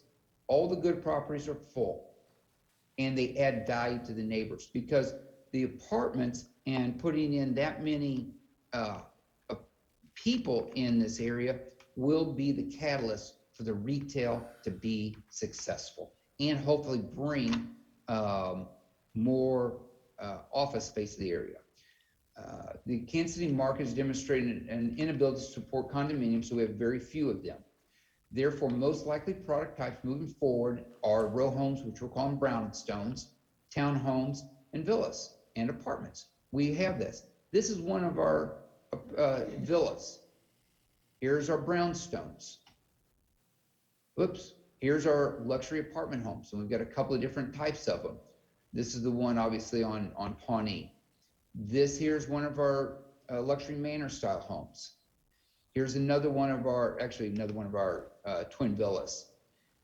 We've got work-live environments where we're living right next door to the commercial space or over it. However, we do have a lot of this for sale, and I'm going to show you where they go. We do have the twin villas that'll be for sale. We've got brownstones that'll be for sale, and they're scattered throughout the property. And we've got condos over the work-live buildings. So phasing is another thing people ask about. The very first thing we're going to do is this phase 1 in the light blue. These will be for sale villas, twin villas. Depending on how well those sell will depend on how fast we get started on phase 2, and if we do more for sale product of these condos or twin villas, or if we have them for lease. But you know, we're not supposed to take that in consideration if it's lease or for sale. But we do have these will definitely be for sale. Phase 2, oops, excuse me here. So phase 1 will be our villas. There's another rendering of a villa. We're gonna have several different types of villas across there. Phase 2, as you can see, is where the green is. These are the mansion style homes. Here's another mansion style home. Very large apartments, so we'll meet your code. Now this is Chadwick Park. As we said before, these are the brownstones. These will probably be for sale. They are, once again, we're having the farmers market, food trucks, theater in the park, art festival, music in the park, car shows, all sorts of cultural events. This is all part of phase 2. However, the brownstones are part of phase 3. Sorry about this. So jumped ahead here. Phase 3 are the purple brownstones. Phase 2 does include building out Chadwick Park, building out Chadwick Park. Phase 3 will be these brownstones here, these 4 and these 2. The other brownstones that are over here will be part of the phase 5 and 6. Phase 4 are our high-end 4-story apartments, luxury apartments. Okay. Once again, we'll have a bistro in the corner, outdoor seating. I think that'll look amazing. One of the other things we did is, because 135th Street is right behind it, we did hide the parking yards. Now these are similar in size and mass as to the Park Place brand new one that you have right across the street, but we feel it's much better looking and more detail, and we did a lot better job on the parking garages. 30%. And I want to stress here, 37% of the total parking is structured and covered parking across the whole entire site. We've got structured parking on the east side as well as the west side. We will add more structure if there's someone wants a large, if the market needs it for the office building. What you don't want is Can't go in overparked. yeah, over too many parking. We also, it was mentioned that our parking was an issue. We don't think it is. We meet the code. We do have a few hundred units for proposed additional overflow, and we would never build all of them. Just once we build this, if we see we need a little bit here, a little bit there, we'll add it and be able to do that. And we'll come back and ask permission for those, of course. And we'd only put in the maximum amount, but we have it spread out because we don't always know if we need it or where. So we have more proposed optional parking than what we'll ever use. So I feel like that shouldn't be an objection, but just represent it as a stipulation. Here's a better look at the amenity courtyard. You can see we got gazebos, fire pits, lots of gardens, bocce ball, seating areas. Every one of these 6 buildings will have a slightly different setup, most likely. And here, over here, I'm gonna go over phases 5 and 6. So I'm gonna go back up here. Sorry for jumping back around. Okay, whoops. I'm sorry. There we go. 5 and 6. I can't stress enough, these are not different developments, east side, west side. Phases 1 through 4 will be built kind of in that order that you see. And we may start building, we don't know how fast, that'll all be market driven. And one will go into the other. Phases 5 and 6, we will start marketing day one. As soon as we get an approved plan, an approved preliminary plan, we'll start marketing this. As soon as we can get 60 to 65% of phase 5 pre-sold, pre-leased, promised, then we'll start putting the infrastructure. We can't put in that type of infrastructure and get any type of financing without some demand for product. You don't build it and hope they come. You will have to have that. Phase 6, we will do after we do phase 5. Then it might be phase 5 will probably be going on. We're hoping to do phase 5 while we're doing phase 2 of the the west side. And phase 6 will probably come in when we start doing phases 3 and 4 on the other side. So those will be being built out at the same time. We have the ability to do that, but I want to make sure we understand how the phasing is going to happen.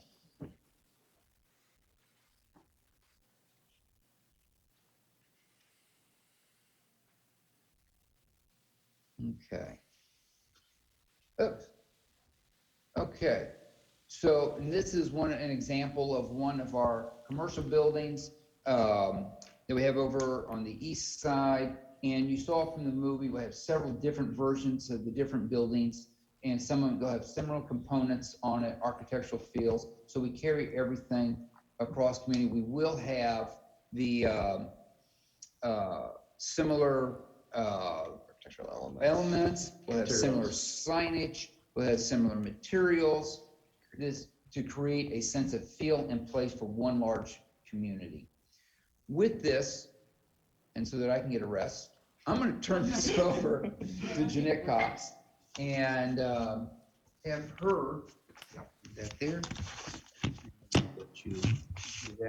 Let you drive, and we pull up the other. All right, good evening. Thank you. Like Rick said, I'm Jeanette Cox. I'm vice president for the company, and I just want to take a few moments to share some further details about the multifamily communities and our company. Like it's been mentioned, we are a local company. I think that's important to stress because we will see this development through every phase, through the initial conception of it, through the construction, and then on to the management. So I think that's important to point out. And I also like to mention that we have done each one of these components in other areas of the city successfully and continue to manage those. So I want to give you just a little glimpse of what that lifestyle is for our residents. You can see here our vision is improving the way we live. Like I said, being a local developer, construction and management, we feel that we can definitely serve on that commitment for our residents and our tenants. We've been in business for over 50 years. We've got a great team, award-winning communities and staff that's able to manage these for the lifestyle of our residents. And so next, I'd like to just kind of give you an example of one of our multifamily communities and the statistics and demographics of that. This is our community, Villa Milano, which is just south of the proposed development that you've just seen. So with that demographic and the residents there, it's a 290 unit apartment community. The average age there is 53, and the average income for that resident is 151K. Our average renewal ratio is 73%, which we're very proud of. That generally means people are staying with us 2 years or longer. And those that move out, 42% of those individuals are purchasing homes within neighboring communities. So they're pretty much staying right around that vicinity. Of those residents, like I said, 290 apartment homes, only 2.4 of those occupants actually have minors living in that community. I know that was a little bit of a concern with the school. So what we've seen, it doesn't impact the schools hardly at all, but it actually brings a lot of tax dollars to it. So it's a great benefit for Leawood. Our average monthly rent at Villa Milano is $1,700. And I just kind of point that out because I want to walk you through our application process so you understand who our renter is. Like Rick mentioned, most of our renters, and as you see here, are empty nesters. They're over 50. So the average rent being $1,700 at Milano, we're anticipating this community, the average rent is going to be over $2,000. But in order to apply and be approved to live at the community, you're making a minimum of 3.5 times that monthly rent. And with that number for a 1-bedroom, that equates to about a minimum salary of $71K. Like I said, 2,000 is probably going to be more of our average for the community that's proposed tonight, just north of this one. As you probably are aware of seeing all these A-class properties popping up in the city around Leawood and also other cities in the Kansas City area, the lifestyle of the renter has certainly changed. It's definitely not the renting just because it's a necessity, it's a lifestyle choice. So with that comes several of luxury provided amenities that we will provide at all 3 of these proposed communities that Rick has just gone through. So those include concierge services, community events, maintenance-free living. We have 24-hour maintenance staff on our sites at each one of these communities. We have pet parks, pet spas, fitness and wellness centers. We'll have community gardens throughout each one of these communities, pools, and as you saw in the video, there's extensive landscape and walking trails. So hopefully that provides you a little bit of the lifestyle and the resident experience that we create for these apartment communities. And that Chadwick Park that was pointed out earlier will be not only open to our residents of apartment communities, but will also be available for all the residents of Leawood. And that will be programmed by one of our staff members. So with the art fairs and the farmers market, that's going to be something that we will work with the city to make sure that we follow the proper guidelines for that and protocol when we have those events. So I'll take it back.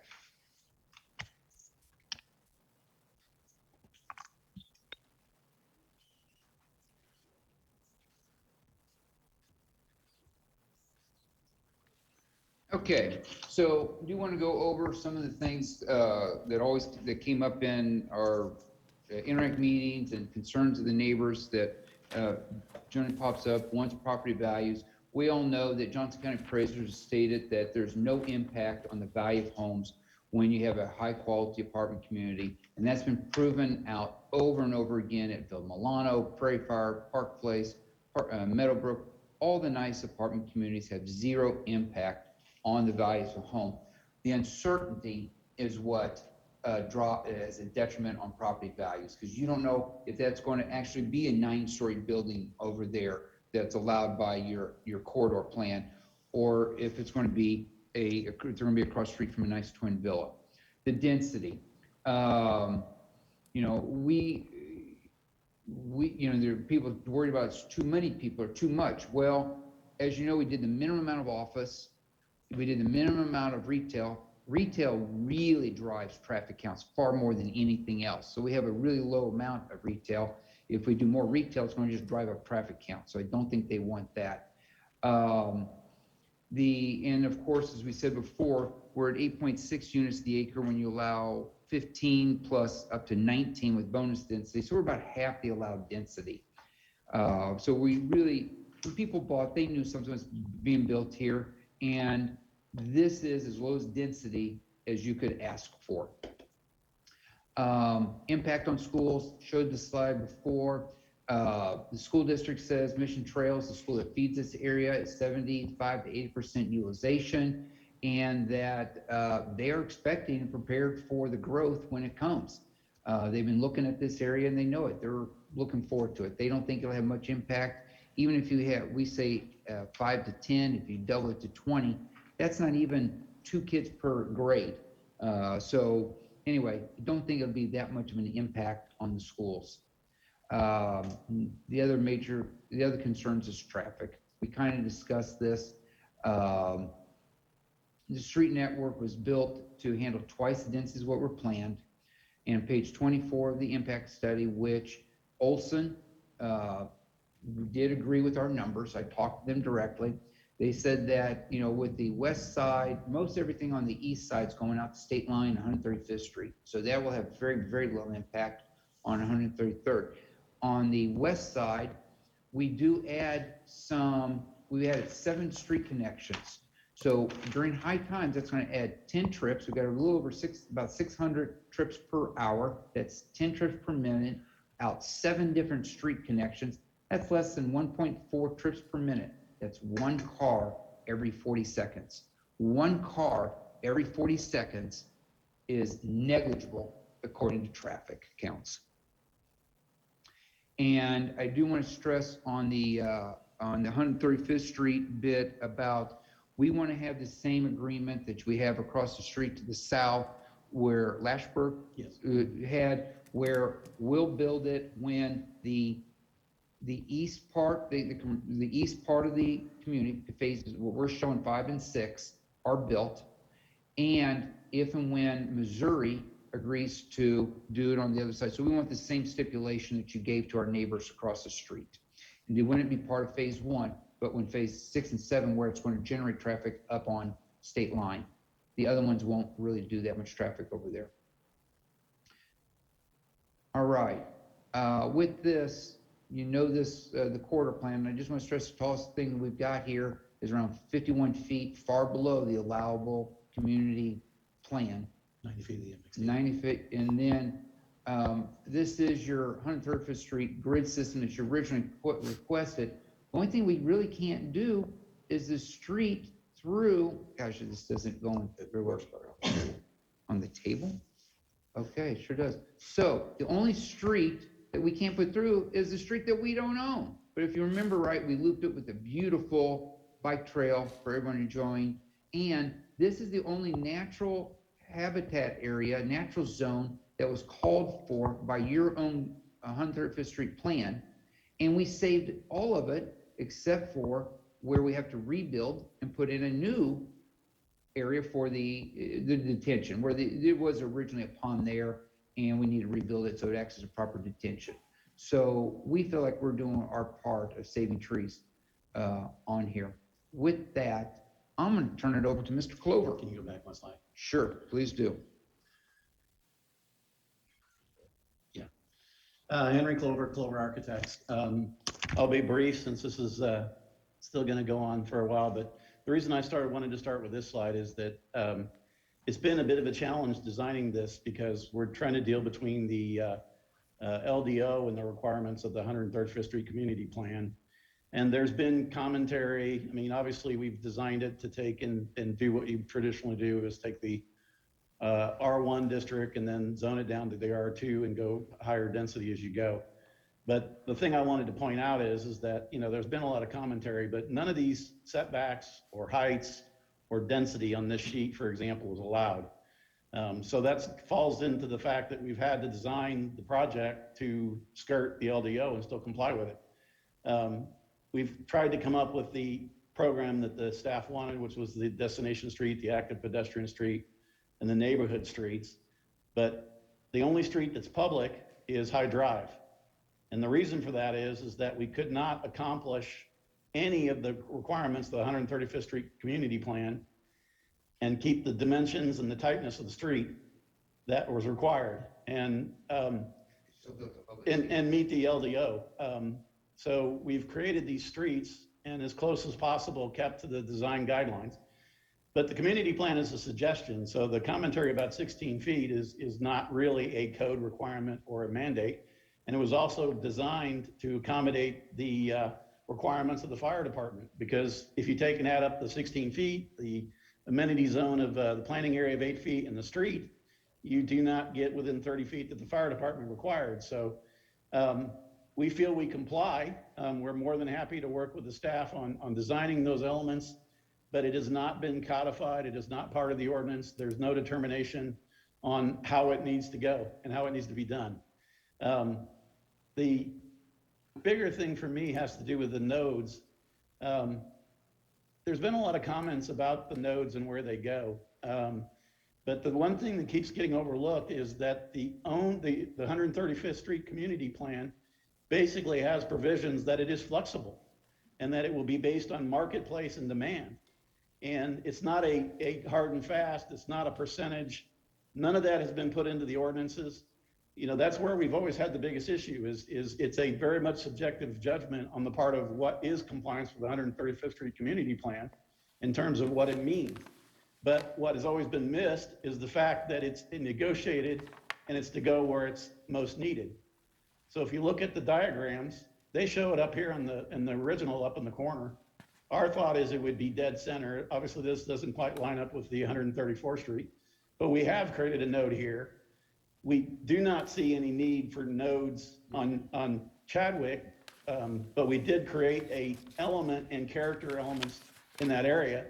But as you do all retail, the retail is very prominent on the state line side, and it's very prominent on the Mission side. And so that's where we've placed it. And you might notice there's only 2 shown here. There's not this creation for all the way through. So, you know, part of the problem is the picking and interpreting what it means when it was never, and the study actually says that there are paths forward. They give all kinds of alternatives of how to design the streets in the past and things like that. And none of them have been codified. And that also creates the issue that will come up in that all of a sudden we have a lot of private streets that are taking out trees. And the staff has made a determination that if it's a public street, we don't take out the trees. So it's in the name of Azeltine, who said it's like playing whack-a-mole, we comply with one, and then we get whacked on the head because we can't comply with the other. And we wanted to bring that to your attention, that is important. You also need to understand that the Rainiers did a market study, and the market study said that there was not the need for all the retail and the office. And none of us want to build buildings that are going to sit empty. And it's been a lot of the commentary from the community and the neighborhood that they're concerned that there's too much retail and too much office. Now, obviously, if the bodies start coming in and it gets popular and people want to be there, we're going to come back in with a plan that adds more office and retail because there's more money there, to be say truly. Yes. But you need to have bodies, and you've got a mile-long piece of property. It's 115 acres that is sat vacant for now 46 years since it was rezoned in 75. I do want to put into the record that in the study, the community plan, on page 16, retail is listed that per the data, the ESRI database, as of the August 13, indicates that the local trade area within a 5-mile radius of 135th Street is missing only a few categories of retail, including casual dining restaurants, convenience stores, and the data from the ESA indicates that larger shopping centers in the area of Kansas City, Missouri, and within 119th Street corridor, and to the west on 135th Street, are satisfying demand for the clothing, gifts, and other retail. Office, this was written before, but it's very apropos, basically saying that there's a lesser need and the trend is for people to work at home and toward having greater proportionate of work completed by contractors or temporary employees, means that the companies that will likely have less need for office space in the future.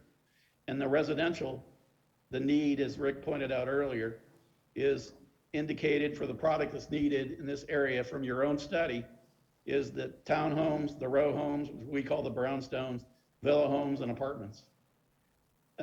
And with that, I'll turn it over to, yes, this is important, I'm sorry. I thought I'd pass this.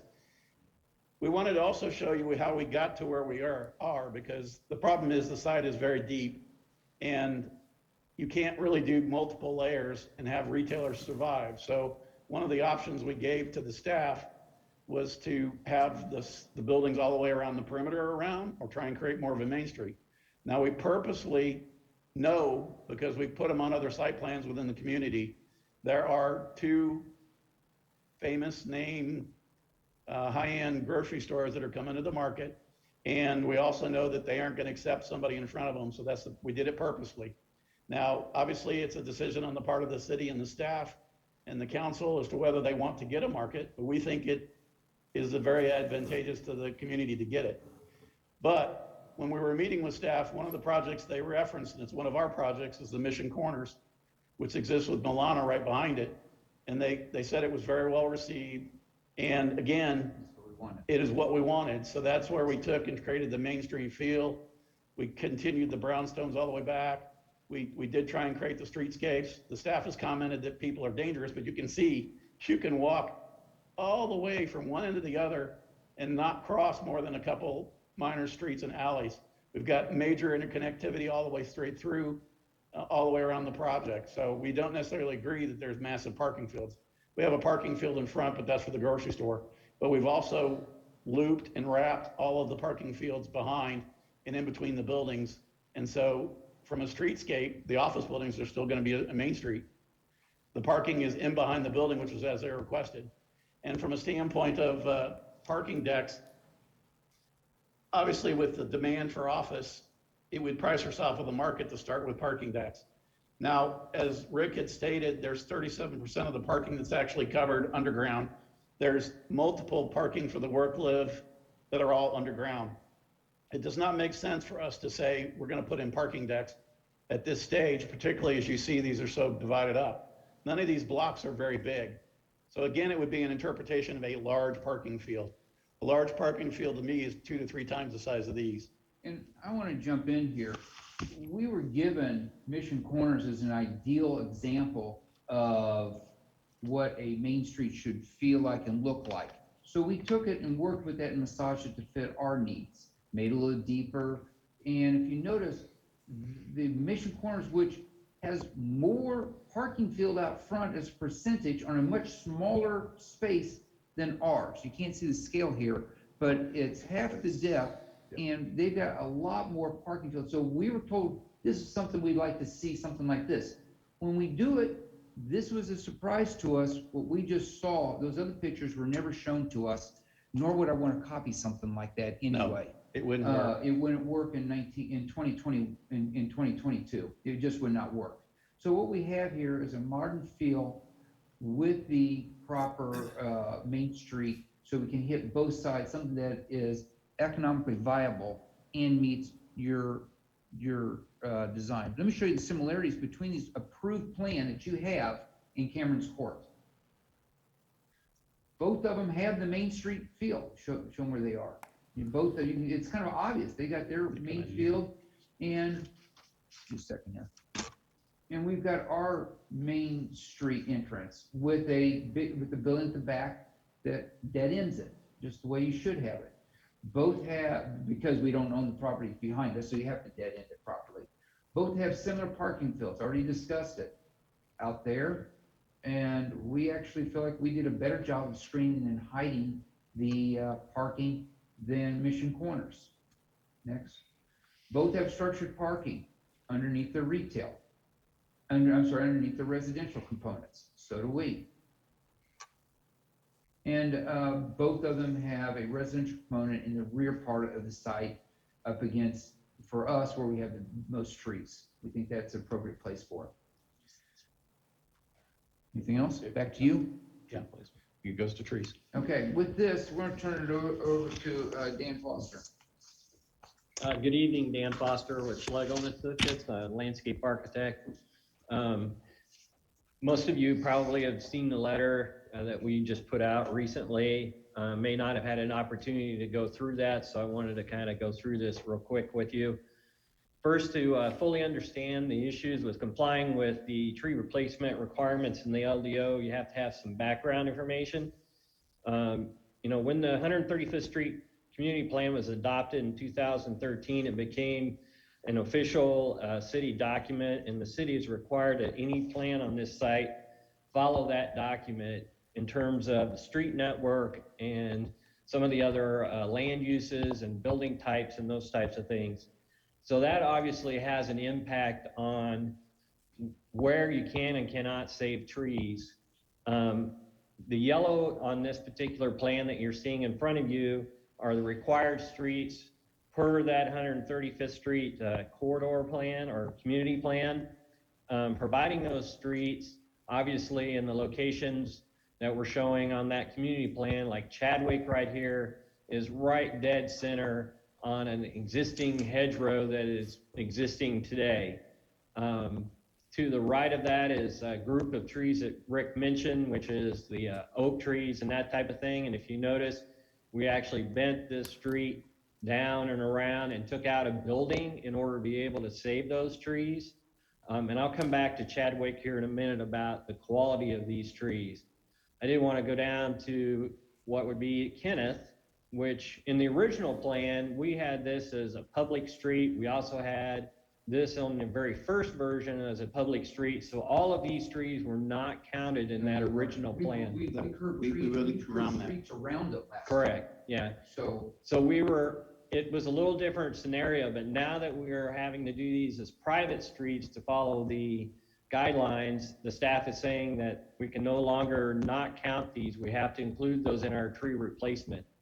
But again, here on Kenneth and the streets going through the retail, which are required, you'll see that they're falling right in the areas where there are significant amounts of trees.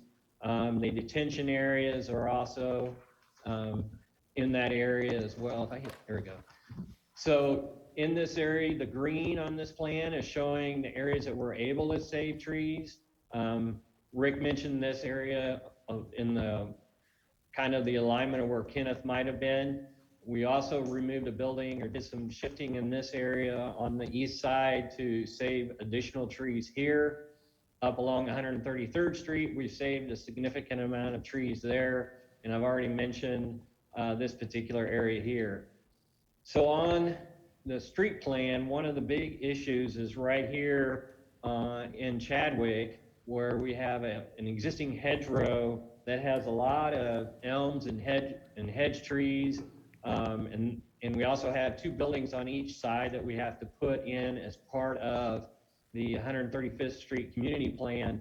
And by doing that particular design element out of the 135th Street plan, we are just not able to save any of those trees within that area at all. can I No, we want to. Just for the record, we originally didn't have those two buildings flanking, bottom, down by Chadwick, if you can circle those two buildings there.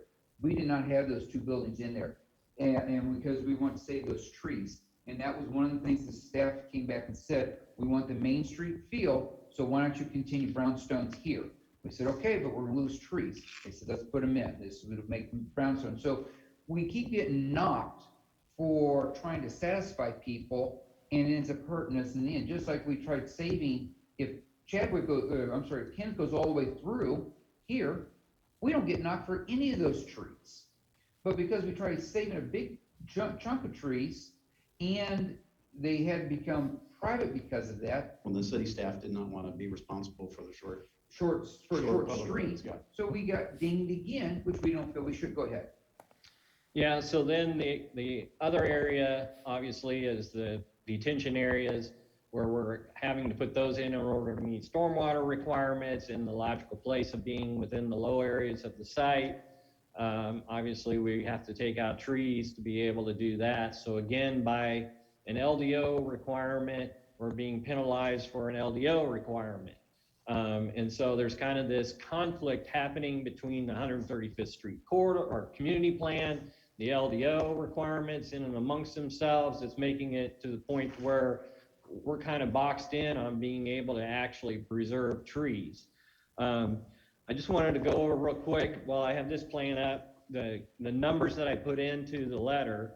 So we have 9,029 caliper inches in the kind of red zone, blue zone shown on this plan that we're removing. If we used a 2.5-inch caliper tree, which is a city standard, and also is kind of the industry available tree, we'd have to plant 3,612 trees in addition to the 1,492 trees that are required by code. We can't count any of the trees that are required for setbacks and those kinds of things towards our replacements, which means we have to plant 5,105 trees. That's a lot of trees. Put that in perspective. On this site right now, if you look at this, we have 505 existing trees that meet this code standard. 505. So we're talking about putting in, 10 times the number of trees on this site than what exists today that are over 12 inches. The problem with that is that when you start putting in streets and buildings and parking structures and those types of things, I could wall this entire area between all of the streets that are required on the 135th Street Community Plan, wall-to-wall trees, and I still could not meet the replacement because they would just be too close and we would not be able to meet it. And that's the point that I think you have to understand. With no buildings. With no buildings. I couldn't put any buildings or no parking or anything on here, just the streets and the replacement trees would all be that we would do.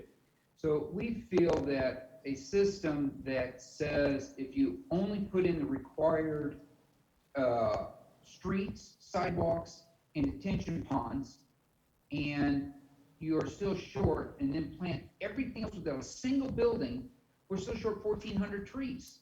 Something just doesn't sound right, and this is why we say that's an LDO code that can't be met. Without a single building, we're still short 1,400 trees.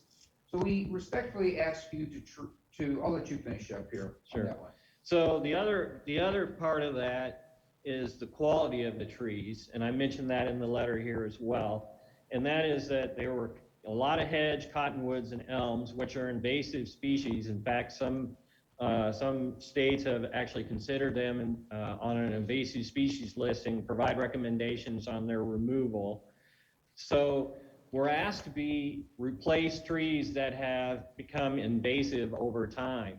And one of the things that's kind of interesting, I looked on the 2012 aerial photograph, which was around the time that the 135th Street Community Plan was adopted. And that's also coincidentally the same time that the existing farm uses on the property were ceased and the buildings were removed. And since 2012, when you look at the tree cover from 2012 till the current aerial photo, there is a significant increase in the amount of trees and in the fact that the trees that were there that were allowed to be invasive have grown to the point to where now they qualify. And just the simple fact that the farming operations ceased on the property is now making us have to replace trees that are really truly invasive species. The other thing that you will see on this particular slide is that as Rick mentioned, on the 135th Street Community Plan, the only mention or any area they've ever shown as being preserved existing vegetation is right along this stream channel, right here. Notice nothing along Kenneth. They just showed those streets going straight through. Nothing here at Chadwick. Nothing. There's no existing trees shown on that. There was no mention in the 135th Street Community Plan about that. And we're again aligning our street in line with that particular street. So we're kind of, again, being penalized by providing what you want on the 135th Street, but we can't meet it because the code says you have to replace all of these trees within this area. So with that, we feel that the plan that we proposed with and submitted to this with our application is an appropriate planting design that provides a plan that will allow for a healthy tree canopy. It will maintain a well-landscaped appearance, allowing you to have green spaces for people to have recreational activities, just to kind of create the character that is shown in that 135th Street Community Plan. If we were to come in and try to even come close to putting any more in, we would basically have solid trees throughout the entire thing with no space for anybody to go out and walk their dog really, or throw a frisbee or do any of those types of outdoor activities. That entire Chadwick Park area would be a solid mass of trees. So all of those images that you saw in that opening video and the activities planned there would not be possible. So with that, happy to Well, so I'm respectfully, as we feel that go back. Oh. We feel that since the grid streets are required, and, I'm sorry, so we feel that since the grid streets are required and the detention ponds are required, that they should be treated like a public street as a requirement and as a public street and not count against us. You can't for build the street types to comply with the LDO. We can't build it without, I'm sorry, you say it. You can't build the street types to comply with the community plan Yeah, and have them be public streets. so because of that, it's a requirement. Treat our private streets the same way you treat your public streets, and we don't have an issue. There is no place in the book, in the LDO that we can find that says that you can't do this. It's just an interpretation. So we go back to, and I'm gonna let someone else drill that one a little bit further. Do you want to do that? No, I'll just talk real briefly. Thank you. This is Curtis Holland with the legal counsel for the development team here with the Polsinelli Law Firm. So I do want to thank you for hearing us tonight. I know this has been long, so I will try to be brief. I do want to revisit just very briefly the tree issue. And the tree discussion really gives an opportunity for us to discuss kind of what you've heard tonight from our team, which is that there are inconsistencies between the LDO and the 135th Street Community Plan. They really make it impossible to meet both perfectly.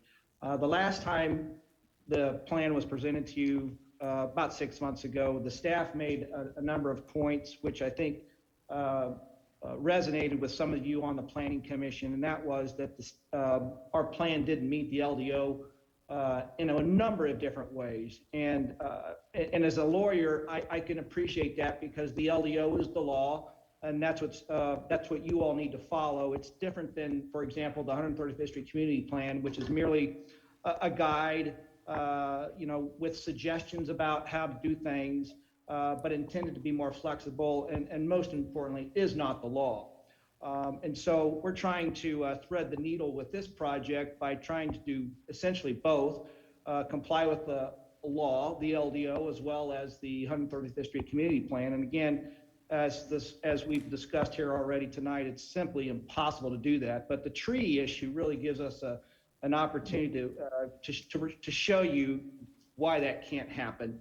And as Dan Foster mentioned, we can't plant enough trees, replacement trees, to meet the LDO. So, but I would say this, in terms of the LDO, staff made the point that we've done a good job bringing the plan before you tonight that in fact does meet the LDO in most respects. It's not 100% because of this tree issue, and they mentioned also the parking, the over parking, which I know staff mentioned earlier is an easy fix. And frankly, the parking shouldn't be penalized against us or held against us at this point because they're counting parking spaces that are land banked. And if you took out the land banked parking, we are or within the parking rules of the LDO.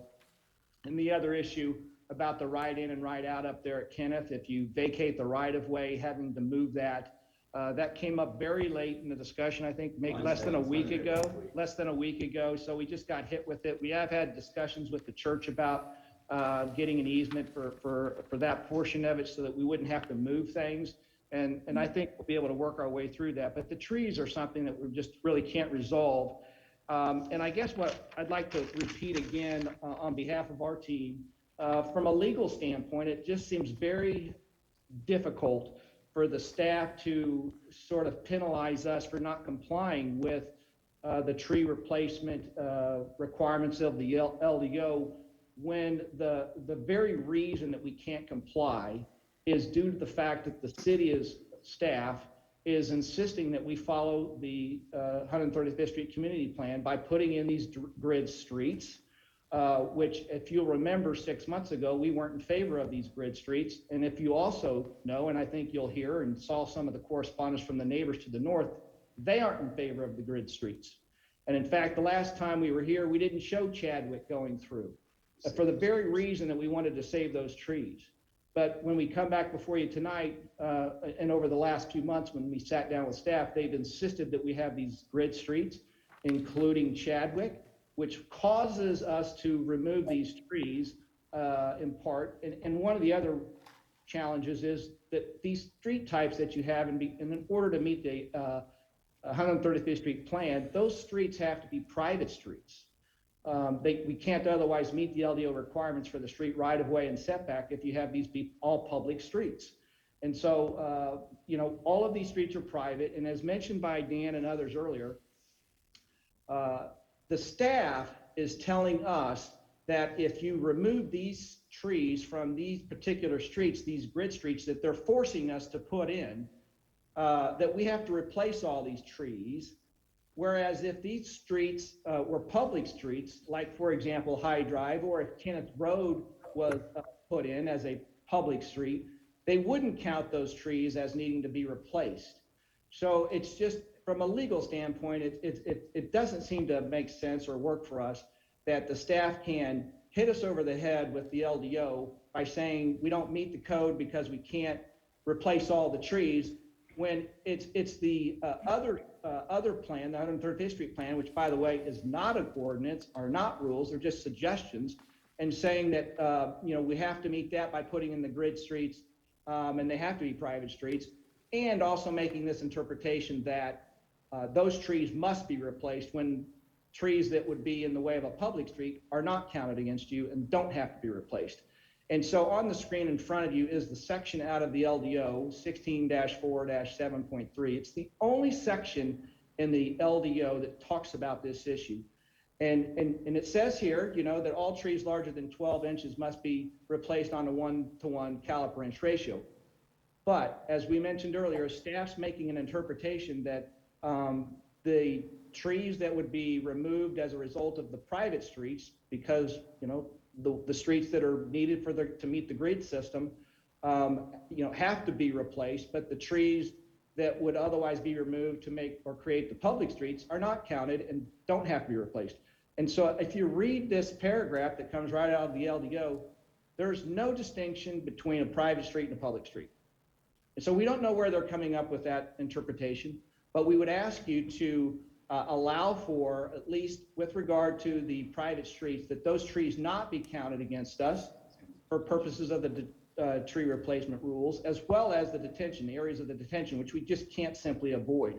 And those areas down there where Kenneth Road, for example, the city's asking us to take on the responsibility and turn that into a private street. So having said that, I think we beat the tree issue to death, and hopefully you understand our position on that. I do want to also, while I have a few minutes, talk about some of the stipulations and the requirements in the Public Works memo. I know that Rick mentioned it earlier, but I want to just make the point and emphasize again that 135th Street, whenever that road, the third lane to the west needs to be put in, that it be in a phase, and that I want to clarify, and it looks like the Public Works memo attempted to do this, but it says that prior to getting a temporary certificate of occupancy for the commercial development, but what it didn't distinguish between was the commercial development on the east side of the property versus the commercial development on the west side of the property. And 6 months ago, when this same issue came up, it was pretty clear then that we were talking about phasing 135th Street, the need for widening the road and tying it to the development of the east side, the commercial areas on the east side. And then also I did talk with the city attorney about trying to make a stipulation that matches up with Lashbrook so that we do that at the same time that Missouri fixes their problem. So I wanted to make that one point. And then I guess going back, and there's only one other stipulation that I want to make a comment about, and that's stipulation 38, and the requirement that that there be a declaration or a deed restriction that requires maintenance of the common areas. And again, it speaks to requiring that the document make every owner of property in here jointly and severally liable for the maintenance of the common areas. That's simply not done. It's not practical. And so we would ask that be removed as a stipulation, at least the joint and several liability part of it. So with that, I would close. And I think either Fred Logan or Bob Renier would like to speak, or and then I'd like to finish would up. like to say a couple of things. So thank you for your time. Fred?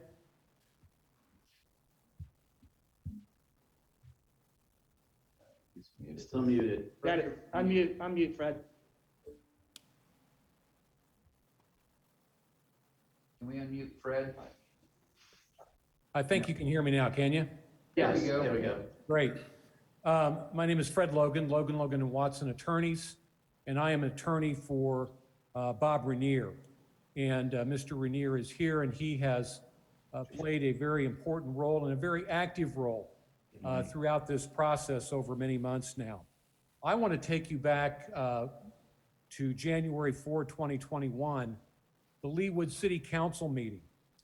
It heard the prior Cameron's Court plan at that time. And at the close, the city administrator, Scott Lambers, said this, quote, "This project has merit," unquote. That was the old plan. That was the old plan that he said that about. And I think that's important. 5 months of work have gone into the development of this plan. There have been many meetings with members of the city staff. Mr. Rainier has participated in those meetings, and a lot of work has gone into this new plan. And I think that's important when one considers the history here. And Mr. Rainier has lived that history for 46 years, because that's how long this property has been vacant. It was zoned B4, which is very similar to the SDO now, on February 3, 1975. It was zoned B1, again, just like the present SDO, on April 7, 1975. That has great legal significance.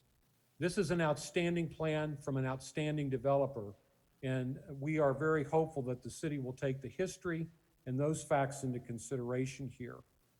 I think it's important from a legal perspective, too, for me to note that the city says at the top of page 11 that the rezoning would not detrimentally affect the surrounding neighborhoods. That issue is just removed. The city says so.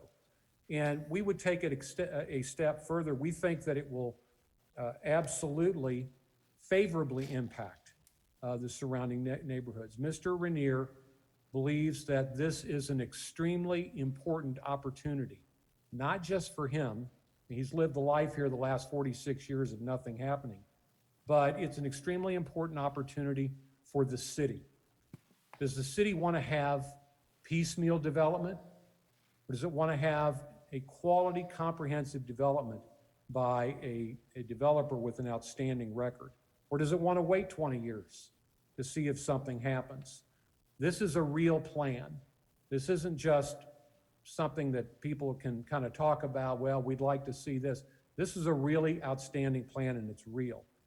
Now, let me address a couple of legal matters. As a legal matter, I'm going to make the argument that I believe this plan is in compliance with the LDO. I believe that you have to read the provisions of the LDO in conjunction with the 135th Street Community Plan provisions for this reason, that the city has insisted on applying the standards of the 135th Street Community Plan.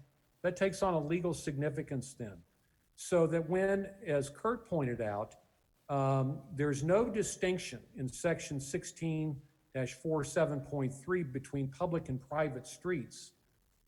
You shouldn't accept the way the city staff is interpreting it. Look at the facts here and interpret it reasonably the way that we propose. And if you interpret it that way, then clearly we have enough trees. We think it's important to review those and interpret those together. And then there isn't a conflict, and we're in compliance on the number of trees. And that's our legal position. We think this application should be approved. We think this is a superb opportunity for the city. There's no piecemeal development or no development are the likely alternatives. This is a signature project by an outstanding developer, and Mr. Rainier strongly supports it and urges the Planning Commission to approve it. And I thank the Planning Commission. Thank you, Mr. Logan. Mr. Rainier, do you care to be heard? Yes, just I'm going to make this very quick. I have 4 points I want to make, and a couple of them have been made, but I just want to emphasize them. The in the 46 years, and actually the last 22 or 3 years, I've been intimately involved in this after my father passed away. There's never been a developer that has been willing to take on this entire tract.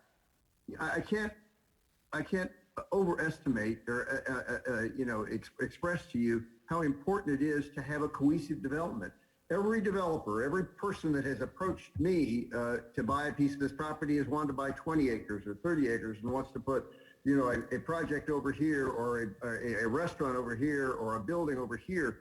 This is a comprehensive development, and it will make for a quality development, which is what Leawood wants. I know that. We all know that. Leawood wants good quality development. That's point number one. Point number two, you've seen it, and I don't need to explain it a lot more. Partly, and I think the culprit is the fact that we've got the LDO, which is law, that we have to comply with the LDO, but the 135th Street plan is strictly a conceptual idea. They took about 50 or 60% of the idea, but they never got to the detail, and as a result, there's all of these conflicts between the LDO and the other. So you've got a situation, I mean, even, the little, nuances like when you're talking about the trees, there's no differentiation between oak trees, hedge trees, cottonwoods, elm trees, good trees you want to save.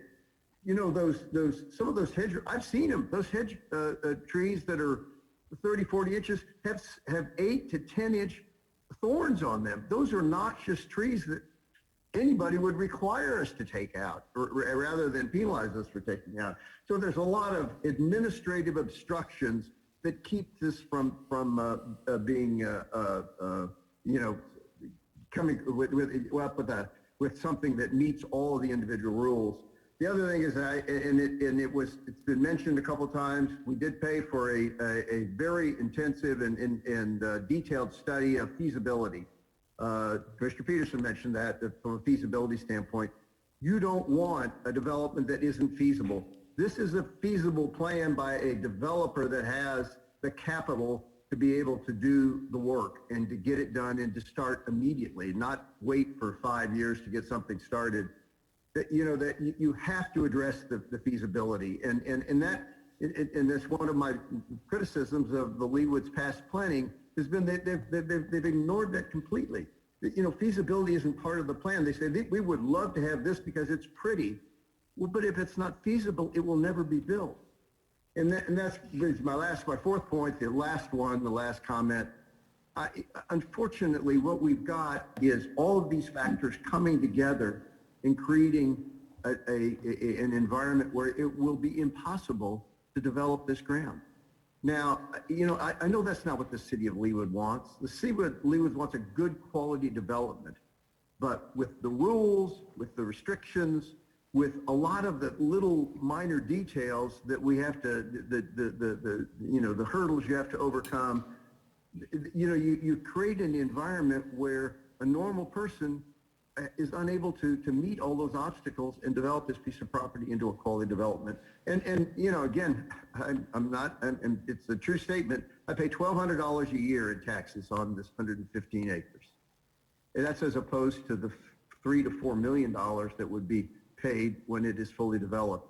The city of Leawood has already lost a ton of money by, impeding our ability to develop this property for the last 20 plus years. Let's not allow that to continue. So thank you, Commissioner Elkins, and the rest of the commissioners for the opportunity to make our presentation tonight. Thank you, Mr. Renier. We appreciate your comments. Very well said, Bob. I really Mr. Odo, appreciate it. anything additional? Yeah, I'd like to just wrap up real fast. I'm going to show the movie, and then I recommend we take a break so that we can just take a break here for a few seconds here. If you don't mind, I'm going to play the movie, and then I'm going to go to questions here.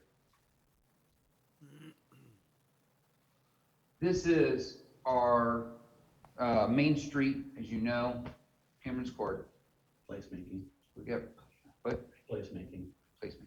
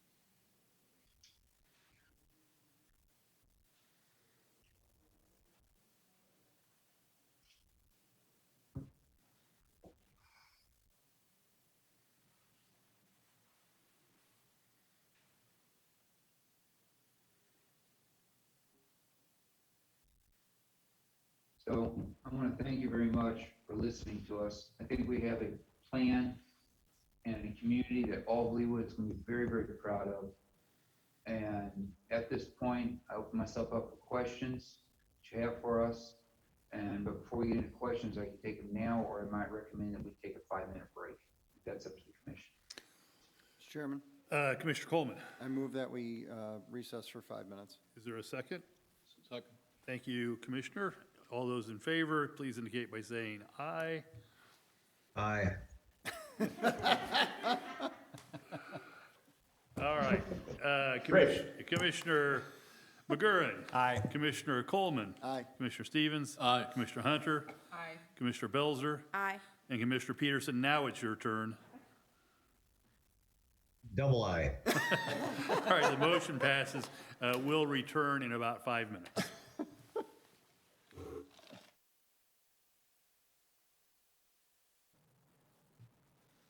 Thanks, everyone, for your patience. The commission will come back to order. I presume that Mr. Odo has his mic on, and we're at that portion of the proceedings where it's time for questions to the applicant. So which commissioner would like to start off? Commissioner Coleman. Thank you, Mr. Chairman. Mr. Odo, welcome back. I have a couple questions for you. The previous plan had 54 single-family homes and was well-received by this body and especially the Wilshire Place residents. If I recall correctly, they liked that buffer of having single-family homes between their development and Cameron's Court. Can you explain why you eliminated the single-family homes and instead went to the villa concept? Yeah, we still have a for sale product. So in these, the twin villas are going to be selling for anywhere from $650,000 to $750,000 a side, $650,000 to $750,000 a side. Previously, we were able to carve off an area where it was a nice subdivision similar to the enclave, where you have both sides facing each other of single family subdivision. I mean, that's how it's supposed to be. You typically don't have when we go to the grid system, I couldn't do that, so I can only have a row all the way down 133rd of homes down there. And once we did that, you typically don't go from a multifamily to single family right there. You would typically phase from a good transition is from multifamily to the twin villas to single family. So we're keeping the appropriate buffering there. And when we can't have a private carved off area, it created that problem. So we just went with similar number of twin villas, and from the back along 133rd, you really won't be able to tell. They'll look just like the single families. They'll be burned like that. They look like homes. From across the street, you can't tell. Okay, which brings you brought up another question that I wanted to ask was on individual home sales versus rentals. Can you please go through what you think at this current time you're going to have for individual homeowners to be, which product is going to be sold versus rentals? Yeah, I think we went through that in one of our slides. Right. All the twin villas will be available. I want to say all. We're going to start off with the first phase. They'll definitely all be for sale. Second phase, the twin villas, we'll see what we do on that one. The brownstones are tended to all be for sale, and they're going to be closer to, we're hoping to do those in the 450 to 550 range. You know, you guys just approved a new company, something is coming in, 300 people moving into Leawood. They're going to need places like this to live. Some are going to want to buy some of these brownstones. Some are going to want to buy the twin villas. And we also will have some condos over the work-live places over on the east side of the church. So we'll have some condos there. Brownstones over on the east side. So we've got 8 buildings of brownstones that'll be for sale, 2 buildings with condos in them, and then the twin villas. So we got quite a bit of product for sale. And of course, that'll all be in a homeowner association that will do maintenance provided, so we'll know that it's done at a high level and maintained well. Okay, so out of the 944 dwelling units on this development, what estimate do you have are going to be ownership out of that 944? Doesn't distinguish. I don't distinguish it because they're all. I don't really know what that percentage is. Okay, I didn't know if you just had a ballpark or not. Okay. I mean, and but you know, there isn't in Park Place. There's no ownership there, and that seemed to be okay for everybody. So you know, ownership isn't a requirement of an MXD community. Right. And so you know, we weren't trying to meet any type of quota or anything like that, but we do have some because it's good for what we're trying to do. That product is better for sale than for rent. Okay. The person behind you is fiercely adding everything up. So when he comes to his calculation, he can jump in there. I do have a concern. We've approved last meeting a bunch of apartments up on State Line. Obviously not a little bit different marketplace. I am concerned about an apartment glut in the greater Kansas City area. There seems to be a lot of apartments being built at the current time. Obviously, you know I'm no expert in real estate. Just want to get your feedback in why build apartments as opposed to something else. Well, as was mentioned before, we've done every component of this. We've done office buildings, we've done retail. What? About 20%. 20%. About 20%. About 20% for sale. Thank you. Which is a lot harder than I thought. So anyway, I'm sorry, that threw me off. The question at hand was. Why apartments? Why apartments? Be absorbed.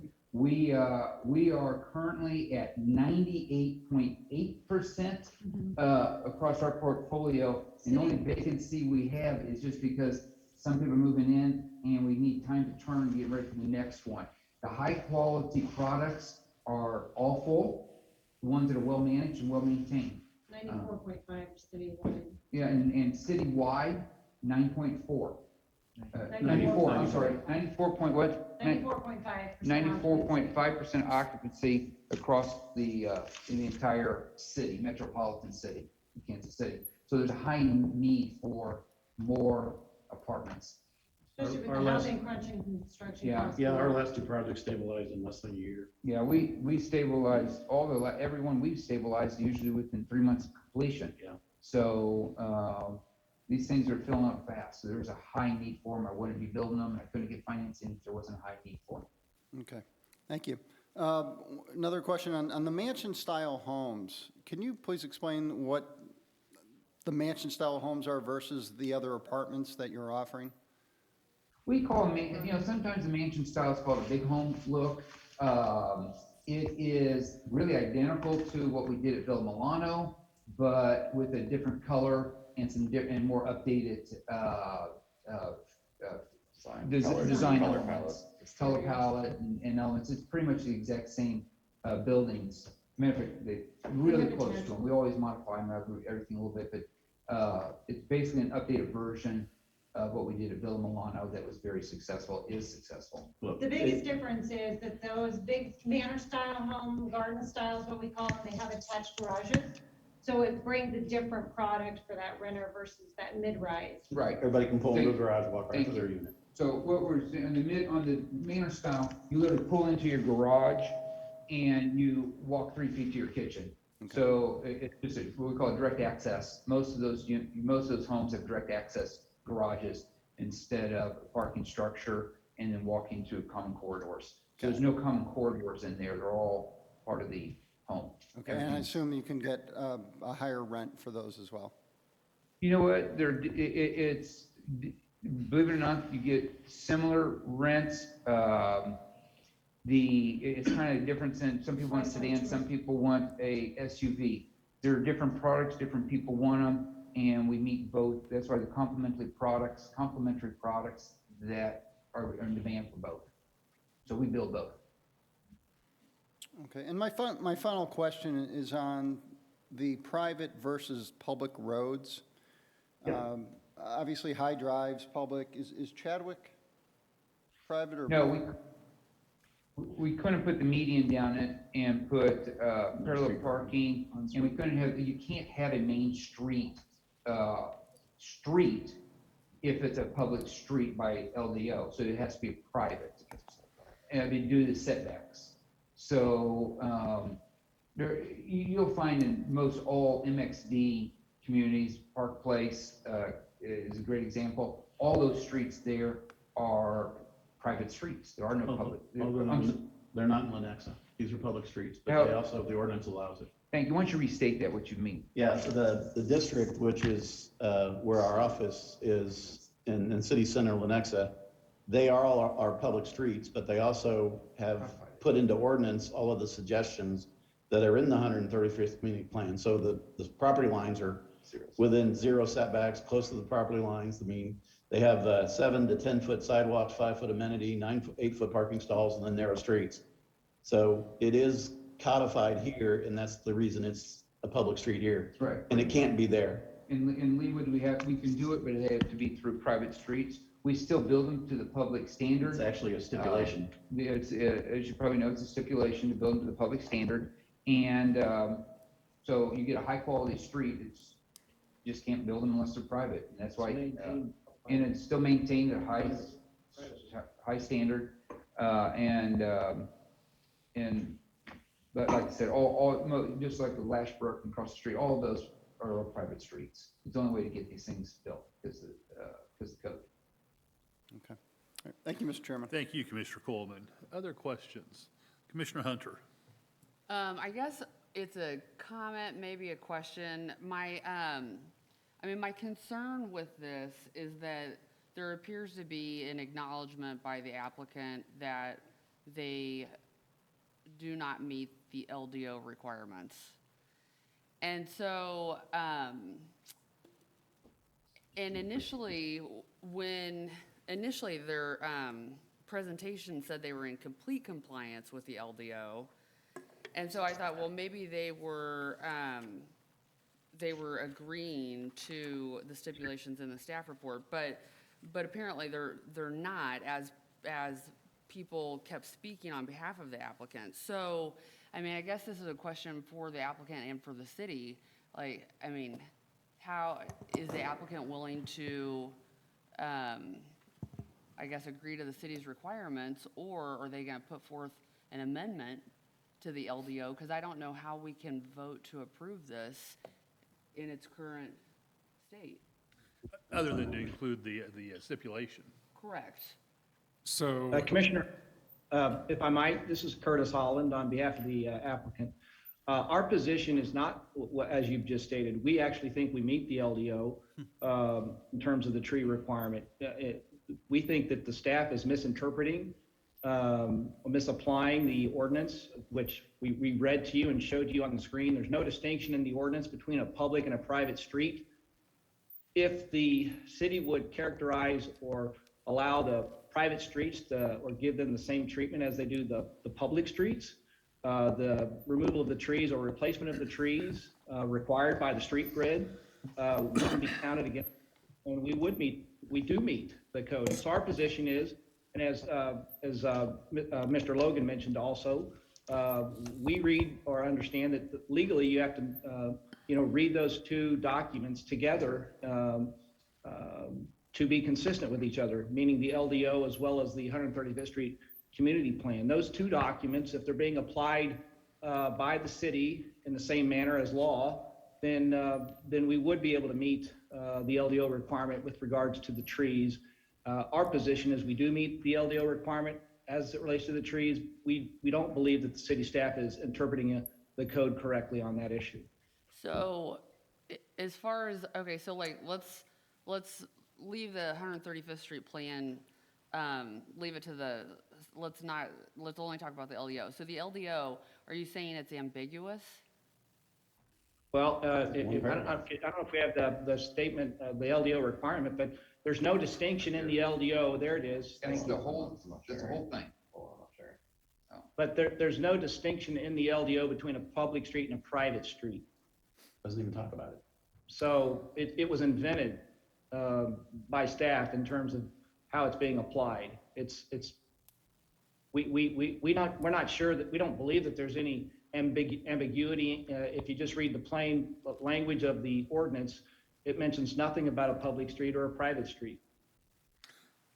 I think that may be correct, Mr. Holland, but it's still based on a false premise, and that is that it's permissible not to replace the trees on a public street, and that's not what Section E says at all. Without distinction between the two, it says that all trees larger than 12-inch caliper to be removed from the site shall be replaced on a 1-to-1 caliper inch ratio. You're trying to turn that on its head and find a permission for public streets that you have yet to show me, nor has anyone else shown me where that is permitted in the LDO. Why don't you, with due respect, why don't you direct that question to your staff? Well, you're making the argument. That's why it's addressed to you. You're making the argument that doesn't make any sense to me. Well, again, with all due respect, that's the staff's interpretation of their code. and it doesn't make any distinctions between public and private, as you've just noted, but that's the way the staff's been applying it to our case here. So I'd love to hear the staff's response to that. I'm sorry, Commissioner Hunter, please, I interrupted you. No, Please go ahead. no, that's okay. I mean, that's my big concern. I just have a question. On the layout of track 5 or phase 5 and 6 that has Yes. a more, that is really the more mixed use area, it seemed like there was kind of a major thoroughfare or like a main thoroughfare that you're having to walk across to get to the market on the video. Is there, and just by way of example, is there any other development like that in Kansas City that you can reference for me? I think that's how. We get the plan back up. It's I don't an know what you're internal talking about. drive. It's an internal drive, and I think, What can you was it? see this? Okay, What was it? we're trying to find a picture of it, so go up on that side of it. I mean, that's how, once again, how MXD is usually done. You cross. Well, usually, like, so for example, if you were going, I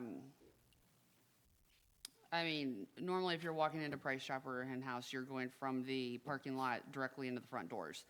Right. And so I guess I was just asking just for an example, just so I can visualize what other development in Kansas City, if this was modeled after another one that I could visualize.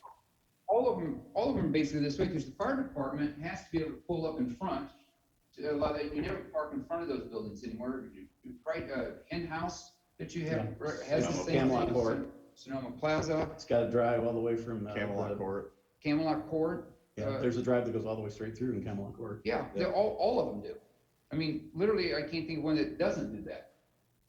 The difference, we've got buildings on both sides of the drive lane in locations that are strategic.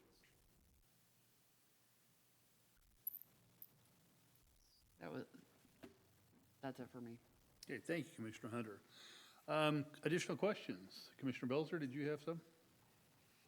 I just have one follow-up to Commissioner Coleman asked all my questions, so I do have a follow-up. I would like, could you please explain the difference between the mansion style or manor style, whatever you want to call it, and the brownstones? And I'd like to also know how many units are in each one of those structures. Okay. The mansion homes have usually 8 to 14 homes in it. Each building. And parking's on the sides, front. They're just, and you've got first floor apartment homes, you got lower level sometimes.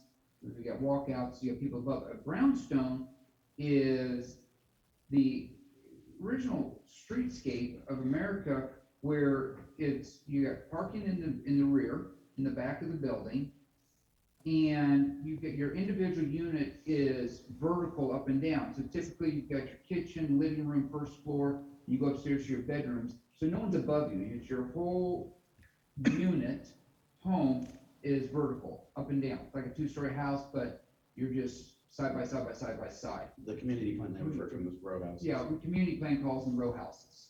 We call them brownstones. So it's one person, one family living in one brownstone Right, and with the one brownstone- garage.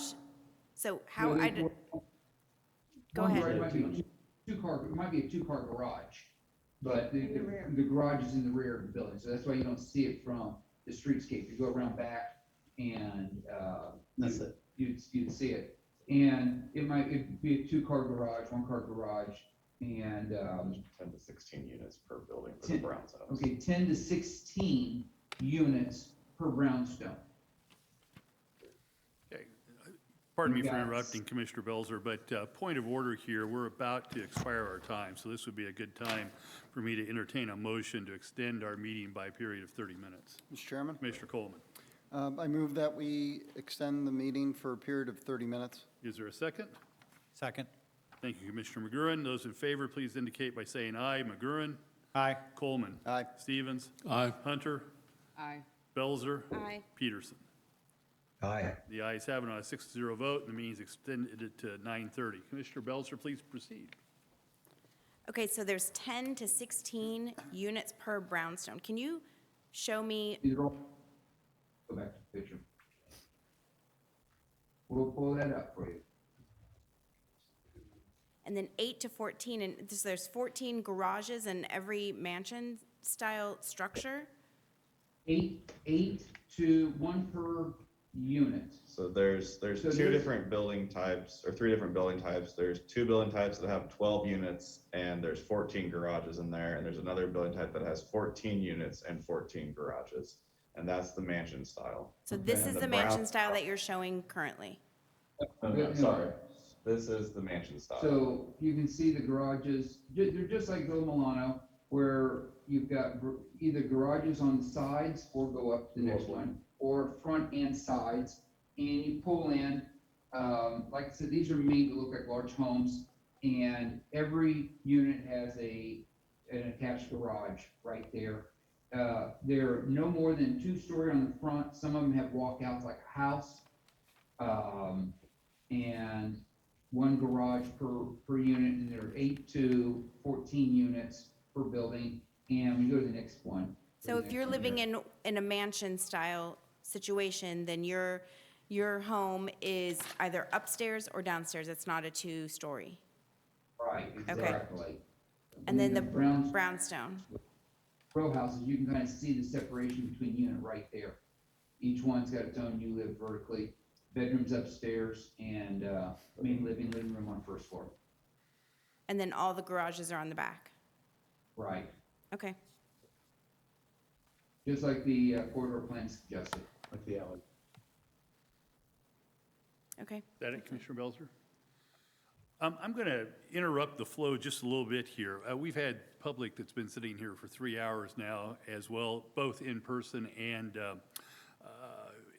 on the Zoom call. So I'm going to interrupt a little bit here, and I'll provide additional time for commissioners to ask questions once we've heard from the public and Mr. Odo and his team have had a chance to respond. But I want to make sure that that opportunity is afforded to everybody tonight, and we won't ask the public to come back. Hopefully, we can get that done in an hour. So with that, I'm going to open the public hearing.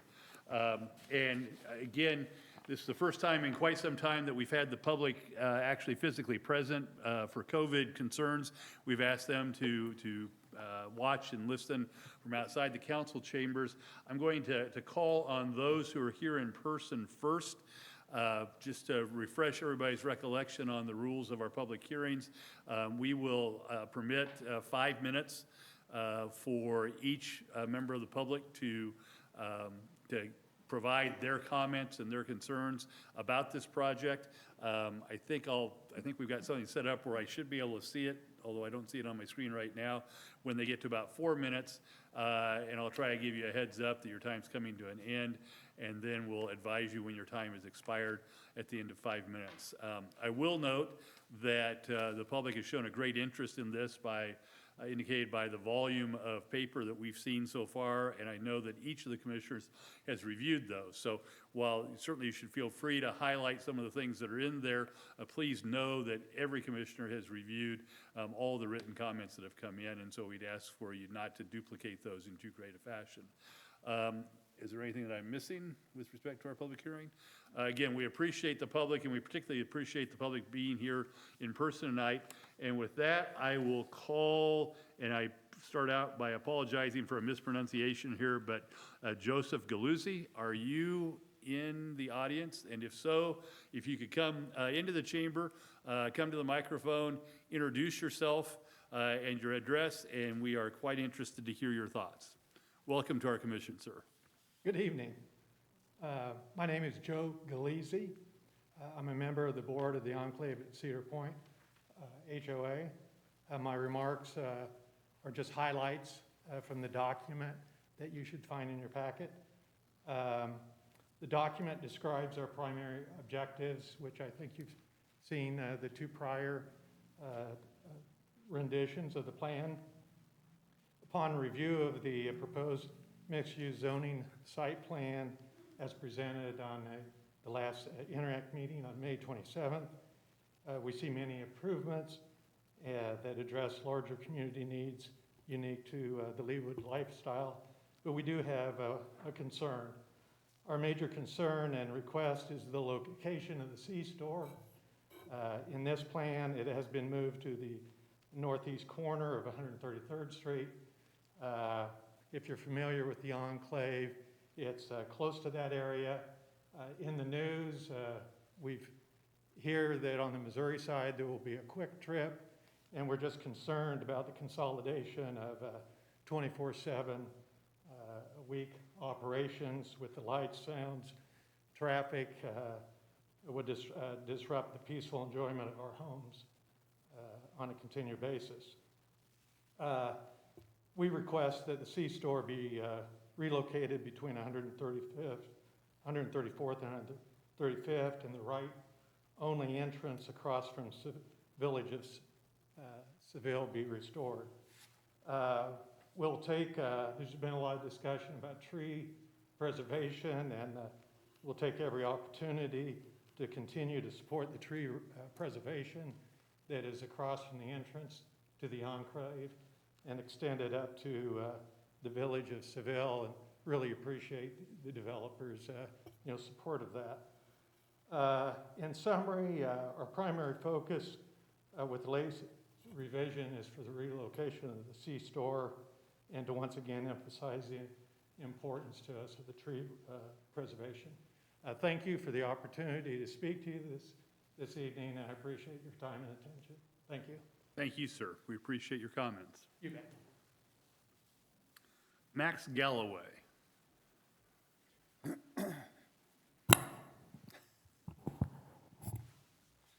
Hello, Mr. Galloway. If you could introduce yourself and your address, we're quite interested in your comments. Yeah, I'm Max Galloway. I live at 12729 Overbrook Road in Leawood, obviously. Some of the comments I have, I'm worried about, you look at, from a commercial standpoint, the Village of Seville, Park Place, Leawood, even the old Hy-Vee that's turned into Barstow now, all those places, they're not full. So why is there such a rush to add more?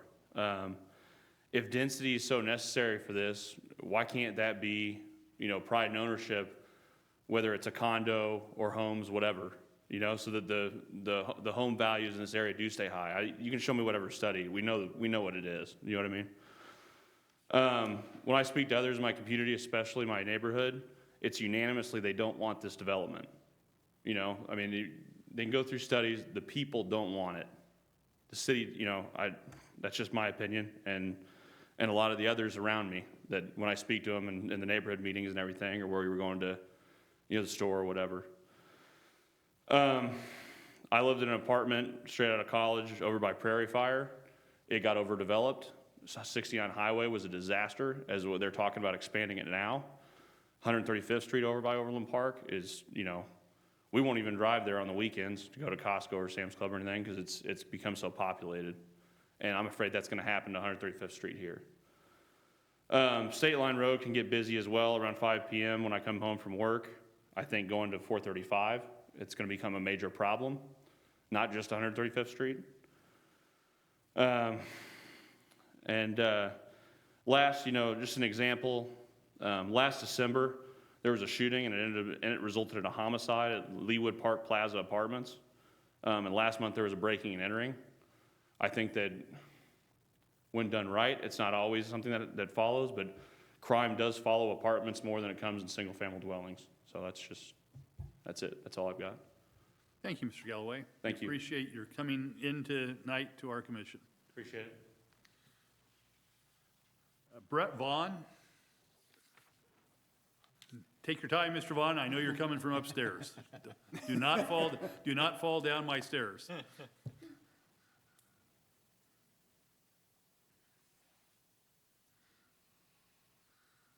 Welcome, Mr. Vaughn. If you could introduce yourself, we appreciate your waiting so patiently tonight. My name is Brett Vaughn. I'm at Wilshire, and I apologize for the casual address. I was prepping for a depot at home, and my wife wanted me to come here because she said if apartments move in across from us that we will be moving further south, and that's going to waste more of my time. Right now, so I live where that stream goes right to the Wilshire place. We get foxes, we get deer, we get tons of wildlife in our backyard. Obviously, that's probably gonna go away. But also, the traffic is what really concerns us with a new baby. And so I have a concern on the, the traffic study that was done, if it was really valid because the time of year it was done with COVID. Last time I saw the equipment that was out there for the traffic study was when we were actually in a lockdown, when no businesses were open. I don't know if one has been done since then, but we obviously still have significantly decreased traffic due to COVID. My other big concern is, I know they kind of tout it as a benefit having one developer do all of this, but it also means that we have to put a lot of trust in one developer, especially if they're going to be having 80% of this stuff be rented. And I don't think that Rick Odo has necessarily been honest. I think he's been quite deceitful and manipulative when communicating with the community. An example was the very first meeting that we had with him. When things were not going well, he threatened that if we did not approve it and get it rezoned, that it would be considered a takings and that we would end up with something even worse. I know Ms. Hunter, as an attorney, the thought of that being a takings when it's zoned and being used as it's zoned is laughable. But when I went and talked to my neighbors afterward, that was one of the arguments they found most convincing and they were very scared of. And so that's how this all started, and I just wanted that to be on the record. Thank you. Thank you, Mr. Vaughn. Appreciate it. We'll now move to those who advise the planning staff that they wish to be heard on this matter prior to our meeting tonight. And I'll start with Lance Hodges. Mr. Hodges, are you on the phone?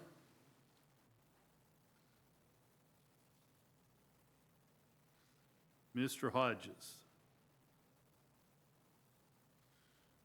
Okay, we'll go on and come back, and people may have become impatient, but we'll come back and ask Mr. Hodges again at the end of the docket. And again, probably mispronouncing here, but Julie Sheriff, are you on the phone?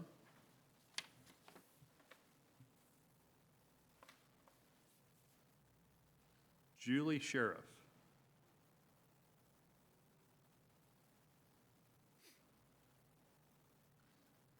How about I don't see her.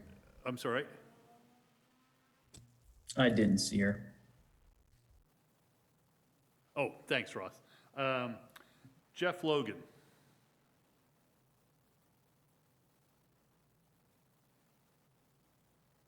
Larry Gunja.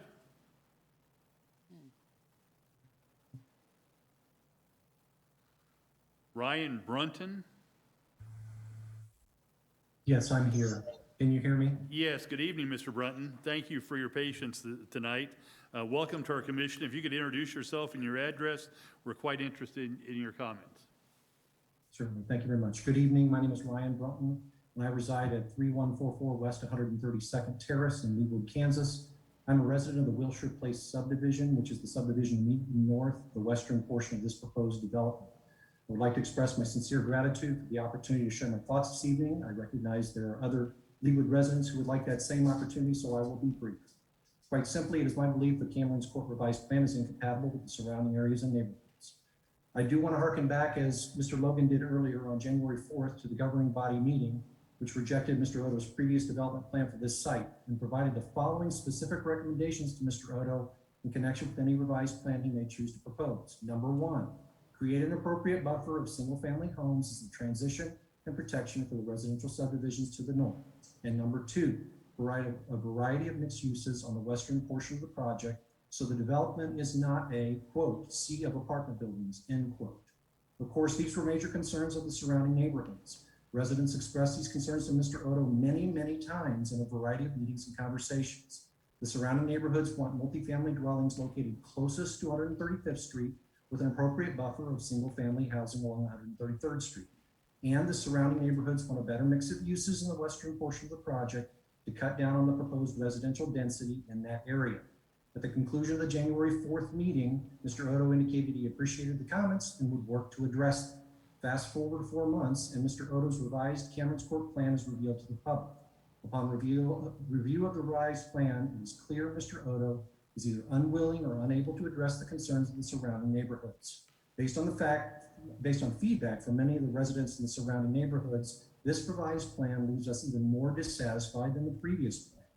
With respect to the buffer of single-family homes, Mr. Odo's plan takes one element that was universally liked and manages to turn it into a net negative. He was asked to strengthen the buffer, and instead he substantially weakened it. All along, the surrounding neighborhoods asked Mr. Odo to extend the 2 rows of single-family homes to the eastern boundary of his western portion project. Mr. Odo regularly responded to neighbors with indications such an extension was infeasible. Mr. Odo's latest plan shows the extension clearly was feasible, but limits the buffer to a single row of rentable duplexes. And Mr. Odo refers to them for sale here, but they are described in the plan as rentable, so we treat them as rentable. In Mr. Odo's new plan, residents residing to the north of the western portion project are, on the whole, closer to multifamily buildings now than ever before. As we know, the 135th Street Plan and Leawood Development Ordinance both require Mr. Odo to include retail and office uses in order for the western portion project to constitute mixed-use development. Although Mr. Odo fought this requirement tooth and nail, the plan now includes the bare minimum of retail and office uses, which was generously described by the planning staff earlier this meeting as light integration. A total of 1.5% of the western portion project is now designated for retail and office, with the remaining 98.5% devoted to multifamily dwellings. In exchange for this modicum of mixed use, Mr. Odo significantly increased the residential density of the western portion project. His latest plan proposes 38 buildings of multifamily housing on the western portion project, totaling 834 multifamily units. This is the sea of apartment buildings the governing body told him was an issue and echoes the concerns of Leawood residents. When the rentable duplexes are included in this calculation, total number of non-RP units on the western portion now stands at 890. That number represents a 34% increase from the previous plan. For the 66-acre western portion project, the total units per acre calculation is 13.34. Mr. Odo's presentation touts a units per acre calculation of 8.6, which Mr. Odo indicates is far below allowed density. But the methodology for that calculation is flawed and misleading. Mr. Odo uses the acreage from the Cameron's Court proposal located east of the Cornerstone Church in order to drive down the units per acre calculation. I respectfully remind this commission that Mr. Odo repeatedly disclosed his lack of site control with respect to the eastern portion.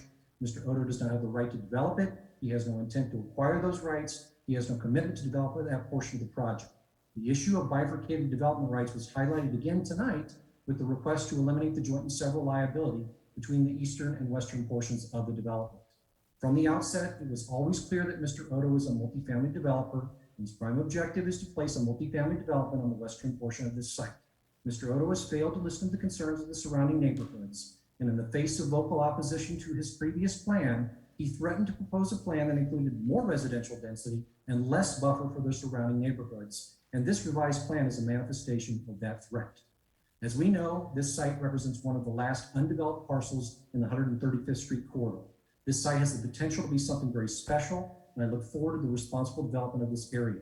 However, I do not believe Cameron's Court, which is a 50-acre commercial development and a 66-acre apartment complex, is truly the type of project envisioned by our city and its residents for this location. The citizens of Leawood, particularly those residing in the surrounding neighborhoods, deserve better. For these reasons, I respectfully ask that the Planning Commission reject Mr. Odo's revised plan. Thank you. Thank you for your comments, Mr. Brunton. My apologies to Rachel Rubin. I failed to identify her as being personally here. Ms. Rubin, my apologies. If you could step forward, and we thank you for your patience in sitting through this tonight, and we look forward to your comments. Thank you so much. My name is Rachel Rubin. I live in the Waterford subdivision. My address is 3105 West 132nd Street. And I'm asking you to oppose, I'm asking this commission respectfully to oppose this plan.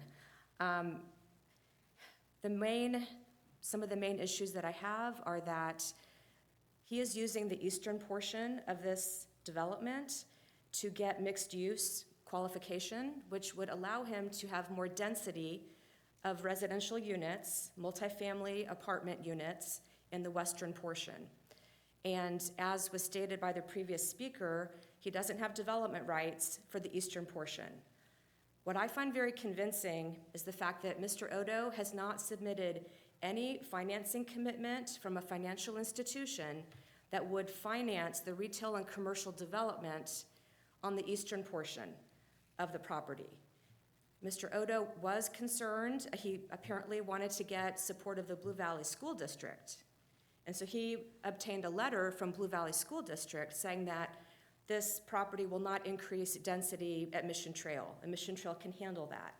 However, he's trying to get mixed use qualification by the eastern portion, and he doesn't have any financing commitment.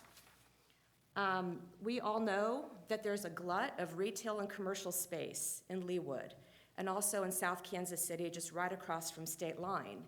So it is honestly at this point in time, after COVID and all the changes, the demographic changes, it is not feasible to have as much retail and commercial space as he is purporting to have in the eastern portion. That eastern portion, he even says, is only going to occur at the very latest stage. At that point, once you have all these apartment units in the west, they're already going to be built. Then you get to stage 5 and 6, and it's like, oh, well, I can't find 65% commitment. He has stated clearly that he has to have 65% commitment pre-leased or pre-sold properties on that eastern portion. And that's years down the road. In the meantime, he's using the mixed use to get all of these apartments. He's increased the number of units from, I think it's 662 units from the last proposal. He increased that number to 834. Now, I may be off a little bit on those numbers, but that's the approximate amount. And so those 834 units are already going to be built. What are you going to do, make him tear it down? He's claiming that his density is so low on the residential, on the apartment buildings, but he's only getting to that number by combining the eastern portion with the western portion. And there's a very good chance that the eastern portion will never come to fruition. Also, I live in Waterford, and we all use the neighborhood park, Gezer Park. It's a beautiful park. This property, he said 115 acres, and there is no designated city park within that entire development. The developer hasn't offered to donate any land to the city to offer another nice, park. Gezer is already full, crowded. We love it. It's beautiful. We appreciate all that Leawood does for our parks. But when you add this number of people to an area, and there is no city park within that development, they're going to come to Gezer, and Gezer is a pretty small park. So we don't feel like the developer has acted in good faith on the public space, the park space within Cameron Court. Also, Mr. Otto has really not been trustworthy or straightforward with the residents. There have been many, many letters written to the commission opposing this project by neighbors in the adjacent developments. He had an Interact meeting a few weeks ago. In the Interact meeting, they decided that the chat, we were all on Zoom. Nobody was in person, so we're all on Zoom, and they decide they're going to make the chat private so that the participants cannot see the questions that are being asked. So the developer answers the questions that he wants to answer, and the rest of us can't see the questions that are being asked by each neighbor, each resident. And we know that there were many questions that the developer chose not to answer, and we couldn't verify that because the chat was private. So only the developer saw the chat. So that's just like one example of that lack of kind of good faith and trustworthiness that we think a developer needs to have who wants to build a quality development in Leawood. We want a developer who's going to come in and listen to the neighbor concerns about traffic, concerns about noise, concerns about park usage, concerns about density of apartments, and listen to that and actually make changes based on the neighborhood concerns. Finally, I want to mention something that the developer said about the rentable, the duplexes. So he replaced single-family homes with, I guess, these villas right on 133rd. He admitted, I heard him admit, that just that first phase may be saleable. Those may be owner-occupied. After that, we don't know. So, and like the previous speaker said, on the plan, it says rentable. So we have to go by what's in the plan. I personally, I'm an attorney, and I really appreciate the commitment that you all have to the city and all the effort that you've put into this. And there's neighbors that have been involved in this for a long time. And so we just really appreciate the opportunity to speak to you, and hopefully you'll listen to our concerns. So thank you, and I hope you oppose the plan. Thank you for your comments, Ms. Rubin. Chris Nelson. Yes. Welcome, I Mr. would Nelson. Hello. My name is Chris Nelson. I'm a resident of Wilshire Place. I live at 13282 High Drive. I am 5 doors down from the intersection of 133rd and High Drive. I'd like to thank the Planning Commission for the opportunity to speak regarding the proposed Cameron's Court project. I attended Mr. Odo's Interact meeting held May 27th. At this Zoom meeting, the participants were required to submit typed questions that only the developer could see. This format allowed the developer to pick and choose the questions he wished to address. I, for one, posed a question that was not answered. I feel this was intentional to limit discussion and to allow him to control the narrative. There was not much interaction at this meeting. It reminded me more of a timeshare sales pitch. Although I have questioned the developer's candor when it comes to the impact on traffic, the number of cyclists who use 133rd, or the development's impact on the neighborhood, he was true to his word when he threatened residents with a worse plan if we did not accept his prior proposal. He has gotten rid of the single-family homes and is now using duplexes as a buffer between the existing neighborhoods and his proposed development. The number of living units has increased from 716 to 1,044 in this newest plan. I have noted that the apartments appear to be mostly along 135th Street, which is an improvement. I am still concerned regarding the traffic that will be generated by this plan. Although there are now more streets to distribute the traffic, 1,044 living units will greatly increase traffic to 133rd Street and ultimately High Drive as people cut through our neighborhoods to avoid traffic signals at State Line, 135th, and Mission Road. Personally, if I cannot get out of my neighborhood on 133rd, I will drive through Waterford to get to Mission, or Greenbrier and Leawood South to get to State Line, which will increase traffic through those neighborhoods as well. I feel the design of the proposed apartments and duplexes does not fit with the aesthetic of the surrounding neighborhoods to the north. I cannot think of another apartment complex in Leawood that is this dense and located so close to single-family homes. I would like the developer to address what percentage of these duplexes will be rental units and what percentage will be resident-owned. I believe there's a big difference between resident-owned duplexes and rented duplexes in their appearance and upkeep. Residents of Leawood deserve a more innovative upscale development for one of the few remaining undeveloped parcels of land. Odo's recent sales presentation highlighted several supposed benefits to existing neighbors, such as summer concerts, farmers markets, a proposed high-end grocery store, restaurants, and a coffee shop. What guarantee do we have that these plans will come to fruition? Does he have any commitments from any businesses to be a part of this development? Additionally, how will traffic be handled for these events?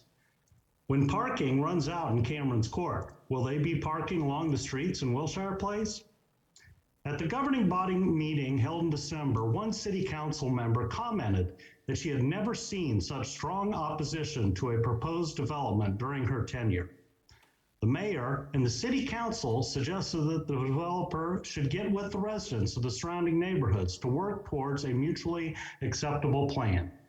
Seems as though he has gone in the opposite direction by adding more than 300 additional living units to his proposed development.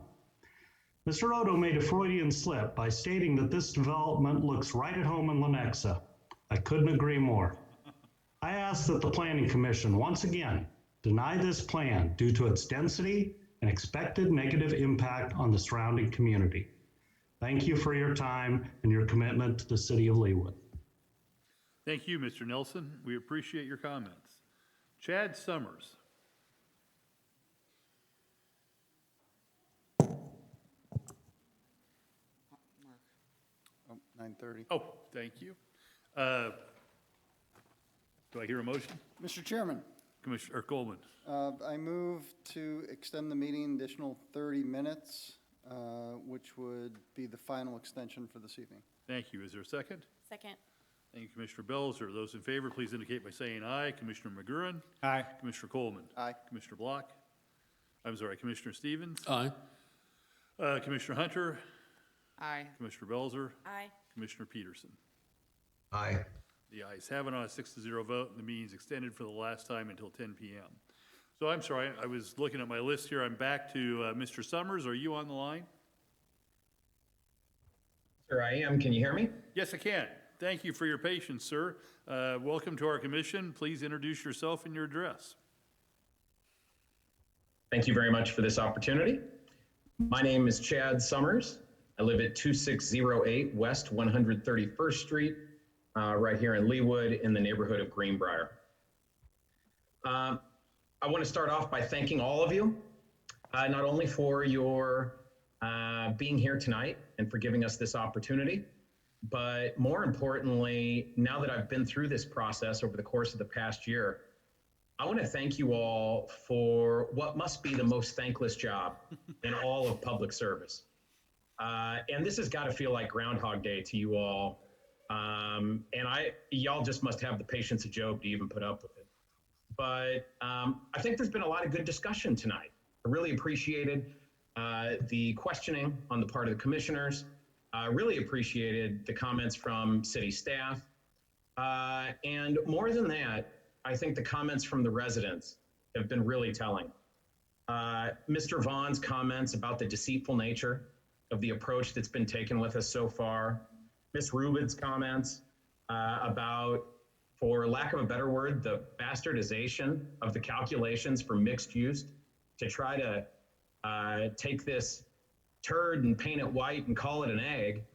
You know, it's just good to see so many people getting involved and giving you all what you want to hear, which is what the community feels about the deal. I think it's interesting, all of the comparisons that the developer's staff made between this project and Villa Milano. But there's one huge comparison that they left out. Villa Milano is a 290 unit development on 80 acres. These folks are talking about putting in nearly 900 units on 65 acres. Excuse me. Villa Milano's density is less than 4 units per acre. However, the density on this project is nearly 14 units per acre. You know, this process has reminded me that if there's enough money at stake, you can get somebody to say anything. They told us repeatedly that they were compliant, yet this is the third time around, and they've got a program that has 42 deficiencies, according to city staff. And then they double down and they insult city staff and accuse them of inventing protocol, inventing stipulations, inventing regulations, just to make it difficult for them to do this development. I gotta tell you, I've heard a lot of folks complain about how the system works against them over the course of the last 18 months. I just haven't heard that many people in the 1% claim that the system works against them. So I appreciate the opportunity I had to laugh about that. So time and time again, they have told us one thing, but when you look at the plan, it's something else. How many times tonight did we hear them slip, like Mr. Nelson commented, and talk about this development like it should be in Lenexa? How does a plan that fits in Lenexa meet the Leawood city vision of being distinctively Leawood? How many times tonight did we hear, well, I don't know, or might be, or maybe? How many times did we hear the developer staff correct him while he was pitching to us? And at one point he told us there would be 1 unit per brownstone, and then his staff members said, oh yeah, it's actually more like 16. How is it that they don't know? You know, I think it was Mr. Galloway who mentioned pride. And that really resonated with me. I feel like we need to have more pride. And I don't mean pride necessarily about what the buildings look like, although, like Mr. Nelson, I'd like to see something innovative and upscale. But I mean pride in how we're going to allow ourselves to be treated, how we're going to allow our staff to be treated, how we're going to allow our commissioners to be treated. During the process last year, Commission and Council both suggested that the developer work with the local homeowners to come up to agreeable terms. Several of us tried that, and several of us were essentially slapped in the face. He made a threat that if we opposed him on the last plan, he'd come back and jam something worse down our throats. As far as I can tell, that's the truest statement that he's made in this whole process. This is insulting. I don't understand how it's even stomachable on your parts to listen to somebody who has a total disregard for our process, for what has made Leawood great so far, for what the neighbors want, for what the commissioners and the council people have told him they want to see. I love that they quoted the council members in their presentation, but then they conveniently left out the part where several council members said, hey, stretch the homes the length of 133rd and we might be able to make a deal. And then they scrapped that altogether. At the end of the day, I think the question really comes down to not only is this the project for us, but more so, is this the partner for us? You know, you can call it old-fashioned thinking, but, you know, they sued us once before, and I'm just of the mindset, if you get divorced once, don't get remarried. Last time they sued us was city racked up $300,000 in legal fees. This project is considerably more ambitious. Is it going to cost us $1 million? Interestingly enough, I talked to some of my neighbors who said, and I know this isn't your guys' decision, but maybe you want to suggest it to council, we'd gladly pay more in sales tax just to develop a fund to protect us from frivolous lawsuits from Mr. Odo and his team. If that's what the city needs us to do, so we can keep doing what we've always done. Be strict, have high ideals, high expectations, and be demanding on the people that want to build here. When I moved to Leawood 14 years ago, I moved here for a reason. And that's because I think it's better than every other city in the Kansas City metropolitan area. And I don't want to live anywhere else in Kansas City, and I don't want to live anywhere else in Kansas. This is it. Let's do what we've always done. Let's keep our high ideals. Let's take pride in being distinctively Leawood. In closing, I'd like to appeal to you to vote against this proposal. I'd also like to make an appeal to Mr. Rainier. Mr. Rainier, you are not alone. Every person that's spoken tonight is a landowner in Leawood, in this vicinity, just like you. We all believe in landowners' rights. And frankly, we all think that you have a right to be able to sell this land for a tidy profit. And while it's on a fractional scale, I hope for the same thing someday for myself. As far as I can tell, we keep having Groundhog Day because the wrong people keep sitting down at the table to talk about what ought to be done. So I want to make this offer to you. If you'd like to sit down and talk to your fellow landowners, the only other people in this conversation with something at stake right now about what we could live with and what you could live with, maybe we could find some common ground. And then when we come to the commission, we could actually be trying to get rezoned together. Thank you very much. Thank you, Mr. For Summers. everybody's Your time time. has I expired. appreciate this opportunity. Thank you, Mr. Summers. Dan Goldberg. Mr. Goldberg, are you on the line? Yes, sir.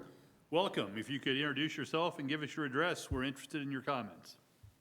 Hi, my name is Dan Goldberg, and I live at 3089 West 132nd Place with my wife and 2 children. We live within 300 feet of the proposed development.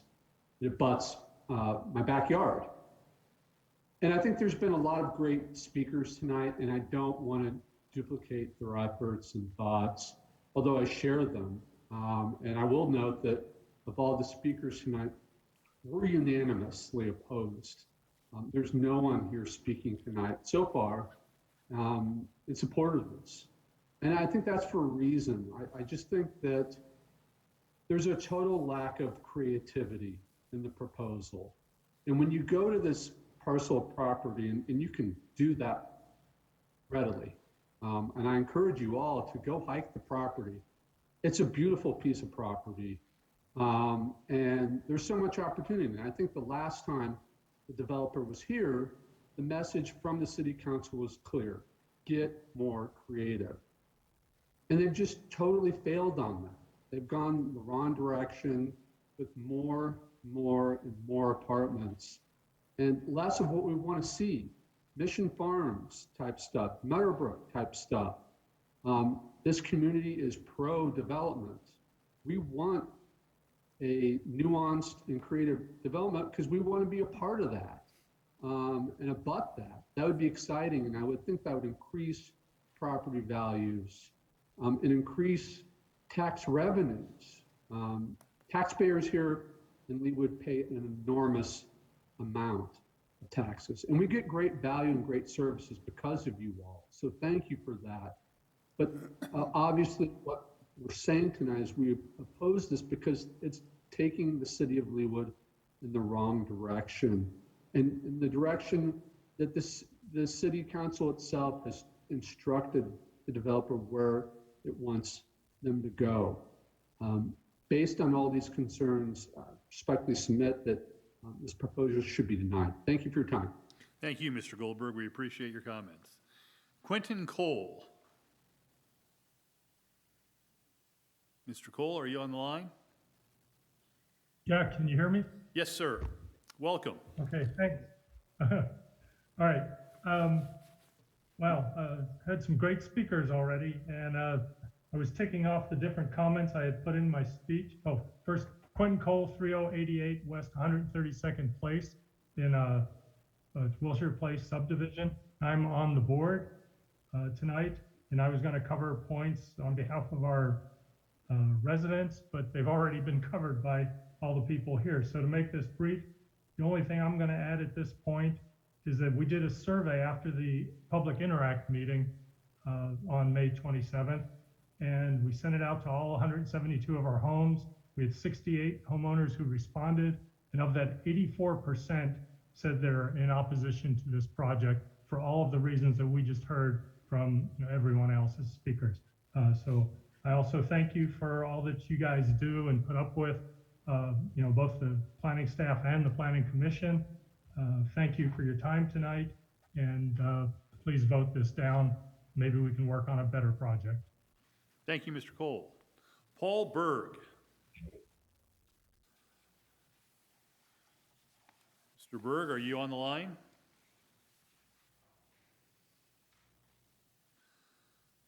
I'll go through those that I called earlier who did not respond. Lance Hodges, Julie Sheriff, Jeff Logan, and Larry Gunja. And once more, Paul Berg. Well, I think that's all I had on my list. Is there anyone else on the line who wishes to be heard on camera? Larry Gunja's here. Yes, Mr. Gunja, welcome.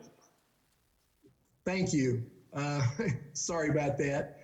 I've got a prepared statement that I'd like to read, and if I have any time, I've got a few questions I would like to pose to Mr. Odo himself. First off, I'm Larry Gunja. I live at 13288 High Drive in Leawood, Wilshire Place subdivision. I strongly oppose the current Odo development plan for the following reason. The required documents that I received via certified mail from Odo Development were very difficult to read, as was the Interact meeting presentation, leaving me with additional questions. At the required Interact meeting, there was very little interacting. The developer pretty much conducted a sales pitch for his current plan.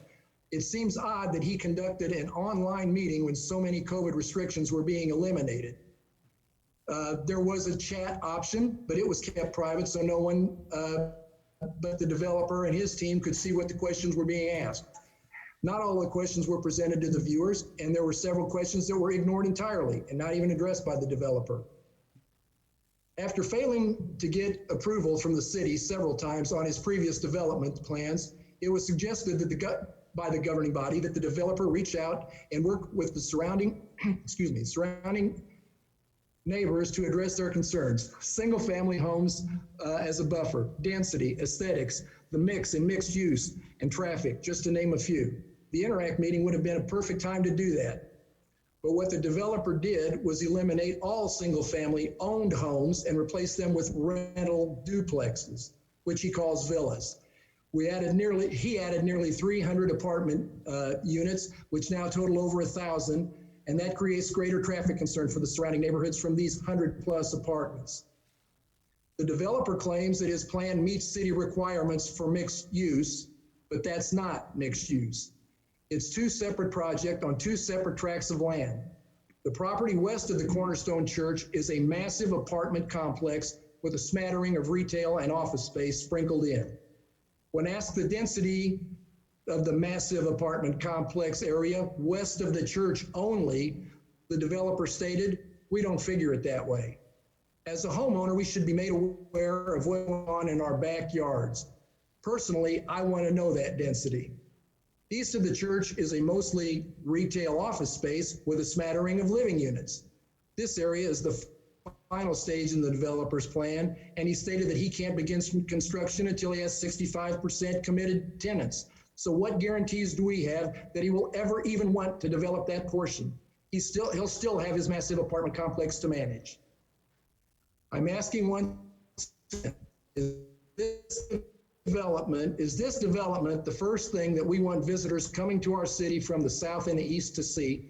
And is it the last memory we want them to have of our fine city as they leave? The developer must drop all the deceit and the threats and honestly try to listen and work with the Leawood homeowners who live in the areas that surround his current development plan. Until this happens, please ask yourselves, is this someone that I want to work with? I respectfully urge you to reject this development plan as it currently stands. Thank you. Do I still have some time? Thank you. Yes, Mr. Gunza. What I would suggest is that you just ask your questions, and then Mr. Odo will have an opportunity to respond after we close the hearing. But please feel free to pose your questions. Oh, no, that's fine. That's all I was hoping for. Okay, I see in his video, we see these, he calls them now mansion homes or the big style homes. I don't know, he has not pointed those out, and it wasn't shown in the video where those are going to be located. He mentioned 1, 2, 3, 4, 5 areas as green areas. They don't look like they're as big as the lots that the duplexes sit on. In the early part of his presentation at our non-interact meeting, he stated most duplexes will be sold.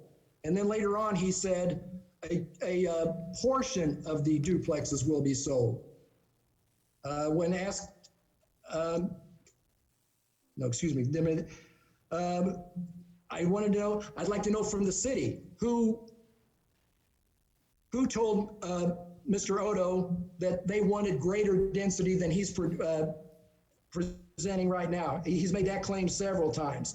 And one final question directed to the Planning Commission. High Drive, the cutout that's on 133rd Street, just to the west of the existing High Drive. Was that cutout already there? Because I believe Mr. Odo claims he's taken credit for offsetting that, and he said that the city wanted it straight through. I don't think that's quite right. Just want a clarification on that. That's my only questions, and I appreciate you giving me the extra time. Thank you. Thank you, Mr. Gunja. We very, very much appreciate your comments. One last time, Lance Hodges,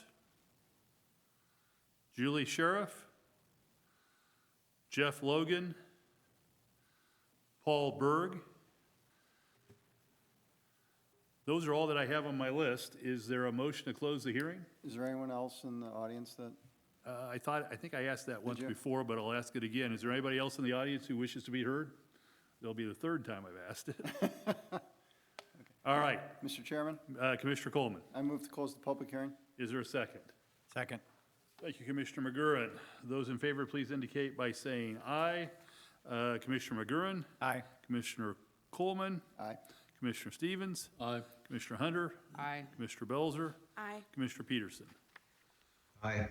The ayes have it on a 6-0 vote, and the public hearing is closed.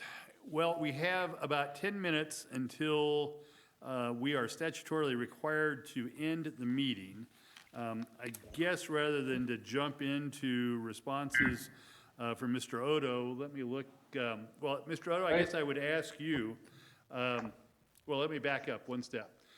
Mark, what does our docket look like at our next scheduled meeting? Could we put this on to old business in the next meeting and squeeze it in? So I'm really concerned here. We've still got more questions from the commission. We've got questions. Mr. Odo needs an opportunity to respond to what was said tonight, and certainly the city council is going to be looking to whatever comments that we have before we even vote. So I have grave doubts as to whether we can get all that done in the next 9 minutes, but. I would say that's very true. Basically, as far as the agenda that we have coming up on the 22nd, it's not a super heavy agenda, but there is a number of cases that are on there. So I guess my only concern would be, and maybe the applicant will want to express what they're looking for as well, but my only concern is that this has taken quite a bit of time up to this point, and we still have all the discussion.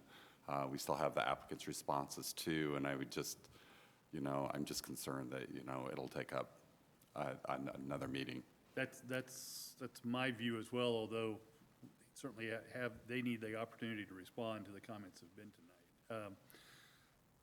Mr. Odo, Yes. what is your preference? Well, I think because we have to stop at 10, I'd sure like to respond to some of these things, because some of these things were flat out, just, you talk about lies and not true. I want to respond to them, and then if I need to pick up later, I will, but I want to get right into it if I can. Okay, well, we'll let you go until we get close to 10 o'clock, and then if you'll permit me to interrupt you, we'll adjourn and continue this to the next possible time. Happy to do so. I'm going to take them in order as they came. So anyway, the first thing is there's talk about a quick trip going across the street. Most likely, if it does go across the street, there won't be a convenience store on our side of the street. We just have it planned here. And, excuse me, so if one does, we won't. If one doesn't get built, we will have one. And don't forget, it takes a special use permit. Everybody can discuss it fully at that point. There's some really derogatory statements said about apartments, and I really do, I take a little bit of offense against them.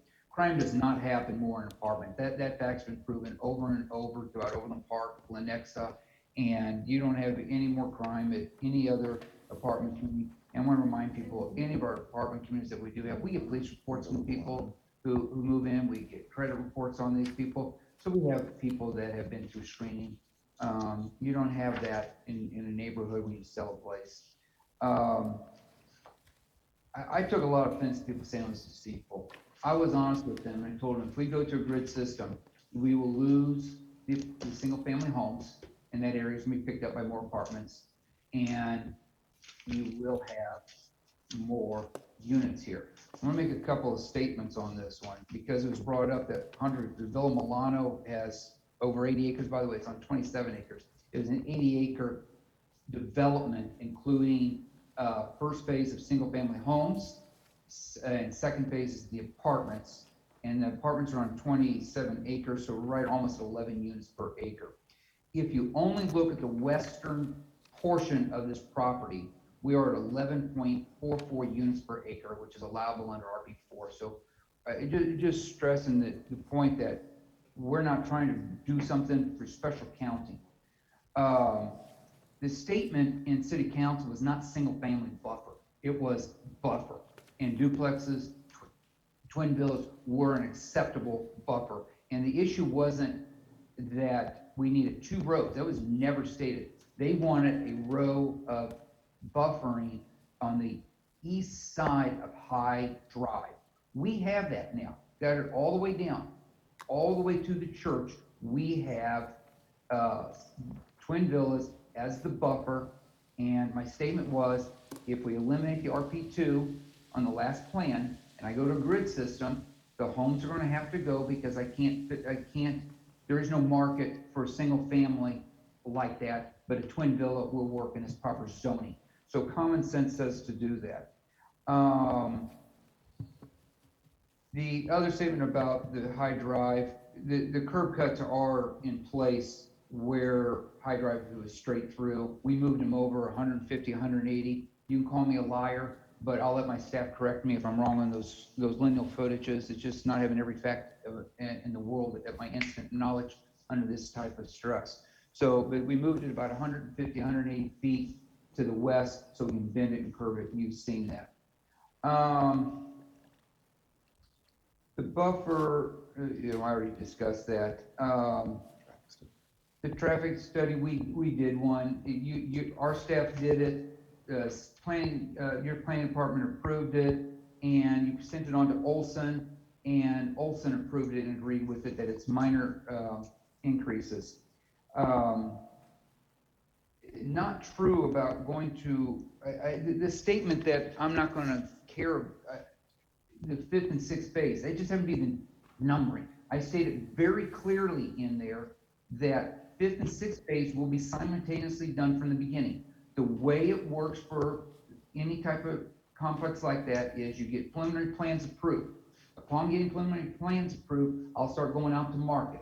Once you go out to market, and then you come back with the final. Once I start getting some feedback and some things, and we might have to make some minor adjustments. We are going to be working together. I am with Mr. Rainier on the East product together to co-develop it. This is a little bit more of what we had before, but we are working together for one large community, cohesive community. And so I don't understand where the sequel went to. And by the way, on the Interact meeting, I spoke for about 40 minutes. Maybe I'm off 5 minutes. Don't call me a liar there. And then we had another hour, another 45 to 50 minutes, maybe it was more than that, to an hour of questions. And we answered every question that came through. We avoided some of the really hateful statements that shouldn't be on proper quorum. And we answered every single question that came through. It was recorded, and that recording is with staff. At the end, we also said, anybody has questions, raise your hand, because you have the raise your hand button. They raised their hand. They kept answering more and more and more and more, and we raised their hands, and we answered. In the end, we said, any more questions? No more. One more chance. And we still had no more. So with that, we shut it off. So we had all the opportunity for people to interact in discussion. City did not tell us to come up with something to meet.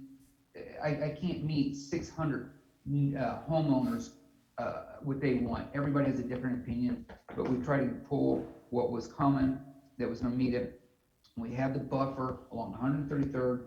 That's what it was. No one gets a financial commitment at this time. You get that when you're ready to build. And I do have the ability to get it on a phone call. Mr. Odo, I'm gonna go ahead and interrupt you there so that we can get the final business of the night taken care of in terms of continuing this, but we'll certainly give you the opportunity to pick it up when next we meet. So Mark, are we looking at June 22? 30 seconds to wrap up, and I promise 30 seconds. I just want to say thank you. I've never been deceitful to anybody. I live in the neighborhood. I have family within a mile of this. I am not going to do anything that's going to harm the city. And this community, to me, is a wonderful, beautiful, proud, that Leawood should be very, very proud of. With that, I'm going to turn it over to you all. Thank you very much. Thank you, Mr. Odo. Mark? The next available meeting that we have is the June 22nd. We have about 6 cases on it right now. I was just trying to do a rough estimate of how long I thought it would take, and I think it'll be right around 2 hours or something like that, which would leave about 2 hours, hour and a half for this case. Which I hope we don't take. Is That's not an invitation to really take the tight, whole- otherwise it's going to start bumping other ones. And so I guess my question to the applicant would be, he'd be willing to go to I think it was July 13th would be the other mid-meeting that we'd have. Mr. Odo? Did you hear that, the options there? Yeah, but, Well, he said he's still going to have an hour and a half, 2 hours on the other meeting. are you available, Kurt and staff? That's good for me. I'm gone the 22nd. Henry? I'm gone the 14th. So the Okay, 13th so works? Yeah. Should we just accept it Yeah, I then? can approve that. I really hate to postpone it, but out of respect to everybody, I'd rather have your full attention. And hopefully in the meantime, we can work some of these things out, but be happy to. We'll do it on the 13th July of July. 13th. Okay, we appreciate that, Mr. Odo, and we appreciate your staff's flexibility there. So is there a motion to continue this matter to the July 13th meeting?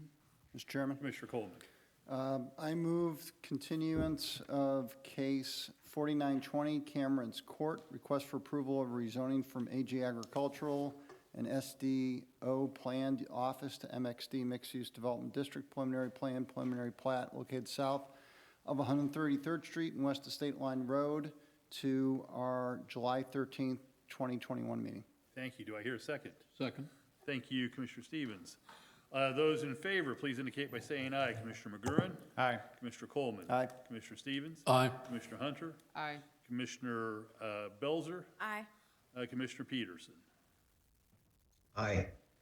The ayes have it on a 6-0 vote, and the matter is continued to July 13th. Is there any other business to come before the commission in the next 30 seconds?